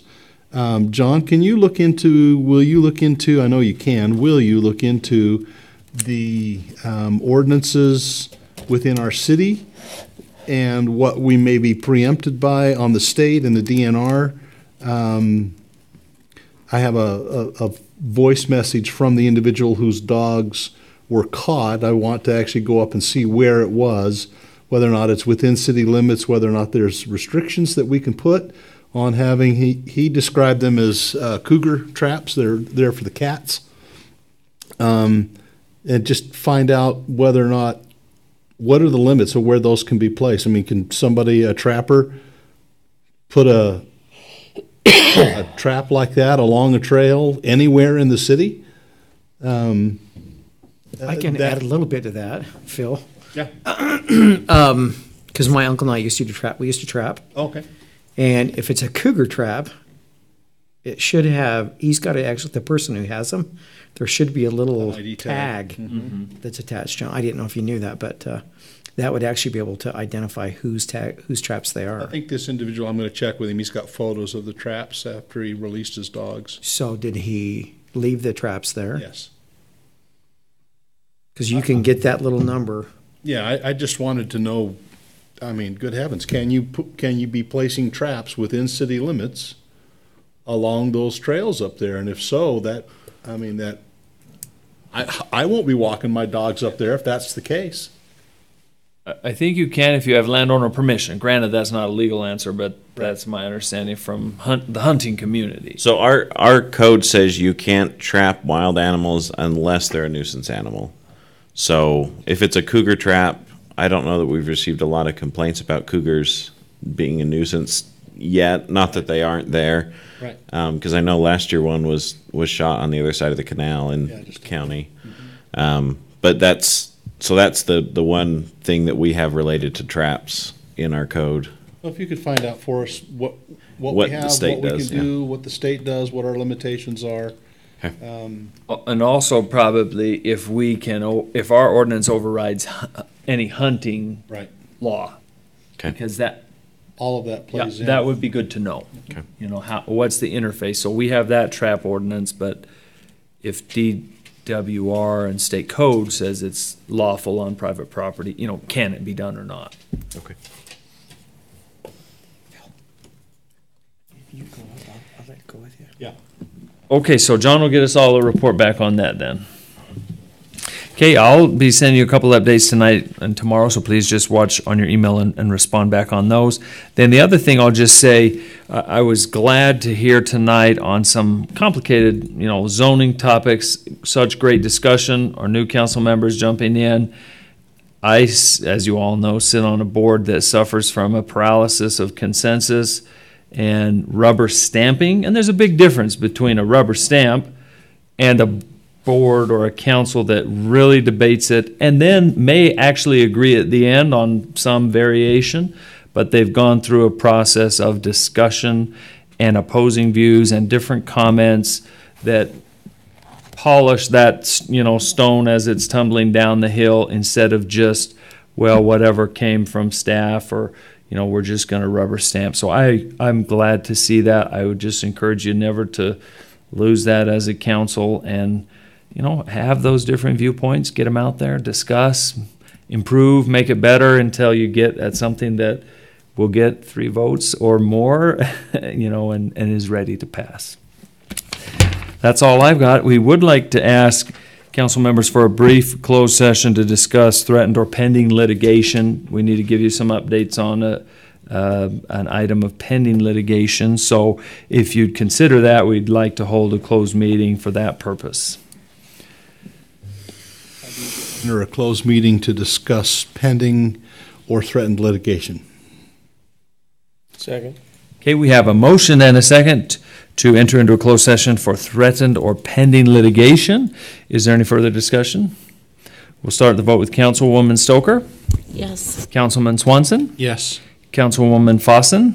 Yes. Councilman Severing. Yes. And Councilman Turner. Yes, just one question. And I'm not against it, but at one time there was an ordinance that if they called in, they couldn't be part of the closed session. Is that still accurate? Yes, I believe. John, can you confirm in our city council rule of procedures? Annette is saying that's correct. Okay. Yeah. That happened when I was up in Glacier and you guys had a closed meeting. Yeah. So that is Councilwoman Fossen. Okay, I'll sign off. Is there anything else you need from me? No, we'll just update briefly, and I will give you an update, Councilwoman, so that you'll be aware of this as well. Thank you.